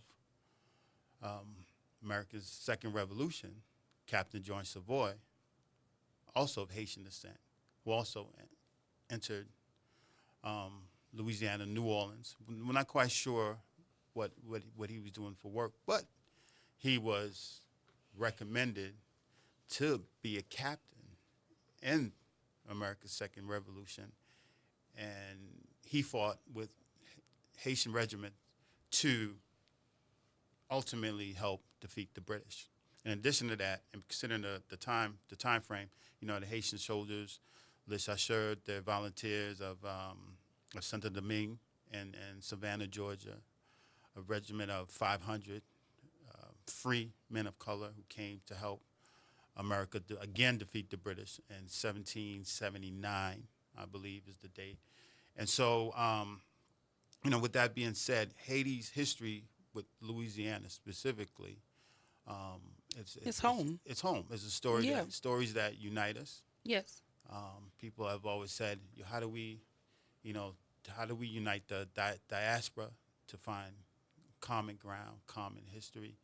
I tell folks, look at Haiti and New Orleans to begin to look and find stories that unite us in terms of who we are as a people, how we've confronted struggle and oppression, and how we've been victorious. And what we'll soon find is that our hue does more than connect us externally. Mm-hmm. Internally, we all come from the same struggle. Right. And what we have to realize is that when we put our differences aside, because there's more that connects us than that divides us. Correct. And so we are better, and it sounds cliche to say, but we are better together. And we have to figure out a way to set our differences aside so that we work together for the common good of real and true liberation and freedom. Right. Because it's words, but in order for it to be realized, we have to know where we come from. That is why it's important for our children to not only know, but understand the history of our people. So that, people who don't understand history are doomed to repeat the ills of the past. We don't have to reinvent the wheel. People have suffered and died for certain things that we should not take for granted right now today. Right. And so I appreciate all the work that you guys are doing, but I do want to mention that on Monday, May 26, 2025 at 10 a.m., you guys will raise the U.S. colors, the Missing in Action flag, and lay a wreath at the Holt Cemetery Monument, honoring those men and women who serve to protect our freedom and democracy. I wanted to get that there. And I do appreciate y'all for joining us this morning. We're here from the 9th Cavalry and the 25th Infantry Buffalo Soldiers of Louisiana. Thank you for your sacrifice. Thank you for everything that you do on behalf of us to further our not only our history, but our present, to bring it forward into our future. And I think as long as we continue to do that, there won't be a disconnect between generations. We have to pass the torch. We have to pass the baton, and our kids have to be confident in picking it up, but they don't have the confidence because they don't have the information. They don't know how much sacrifice was made, and that's why they take certain freedoms for granted. Yes, sir. I would just like to add a couple of things. Memorial Day. Go ahead. Memorial Day began as Decoration Day, Mm-hmm. and in where Brother John's folk are from, on the other side of the river from Natchez, Mississippi, there's the Parsons is still there. Grand Army of the Republic of those black folk who started Decoration Day, and until 1971 it was known as Decoration Day. Then America changed it to Memorial Day in 1971. But the Grand Army of the Republic are veterans from the Civil War, folk who look like us. History. We started that. History. Listen, I wanna once again thank y'all for being here. But there's something I have to address before we get off air. There's an incident that is happening at a school in our community. It used to be John McDonough High School. Is now called Bricolage. That is a facility where the New Orleans All-Star Band practices. The children were practicing as they do. And there was a white gentleman, who attacked the children as they were practicing because he does not like the noise they're making. He does not like their presence in the community.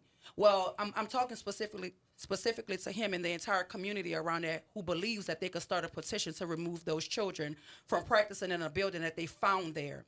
That building has been there and it will continue to be there. The children practice there and they will continue to practice there. So what I want to make the WBOK listening audience aware of is that they're starting a petition to remove those children from that building. And if we don't come together to protect our children, then what is our reason for living and breathing? I have an issue with this because this is reminiscent of another incident whereby the children were practicing at another school, a KIPP school. And 3 white women had an issue with the noise. And so they complained to the CEO of the school, and they're trying to stop the children from practicing because it's disrupting their Zoom calls while they're working. Well, I'm going to tell you, you need to go to the library, my girl, because the children will practice in the building that is dedicated to them. And we don't have, this is not a negotiation, because we do not negotiate with terrorists. Because that is terrorism. When you think you could come into a community and you find something there and you try to disrupt it to fit your needs, that's terrorism. And we not having it, not against the children and not on my watch. So this right here, this part of this conversation is for the white man that assaulted the children for the New Orleans All-Star Band. And this is to the 3 white women who think that they could displace children because it's interrupting their Zoom call. This is New Orleans. If you want to live in NOLA, go cultivate NOLA for wherever you want NOLA to be. But this is the city of New Orleans. And what we will do is defend children like our lives depend on it. I want to thank you guys for joining us this morning. We were talking to the 9th Cavalry and the 25th Infantry, the Buffalo Soldiers. It's been quite the show. I want to thank Kevin Ferguson from New Orleans and Company and Michael Williamson, President and CEO of Southeastern Louisiana and United Way. And I also want to give a shout out to Reggie Ford, because it's because of him that I even know about the issue at the school, because he put a video out and I saw it, and I told him that I will address it on the air.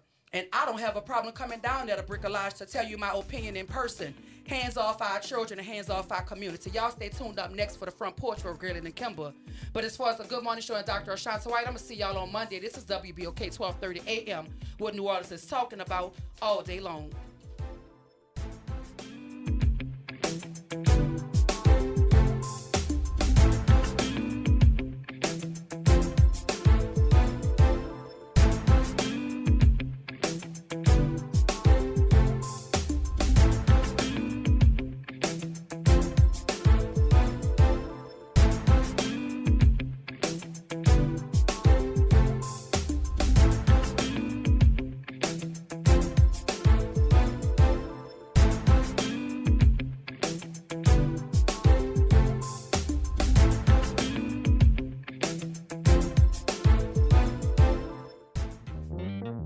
Have you heard the secret of what New Orleans is talking about?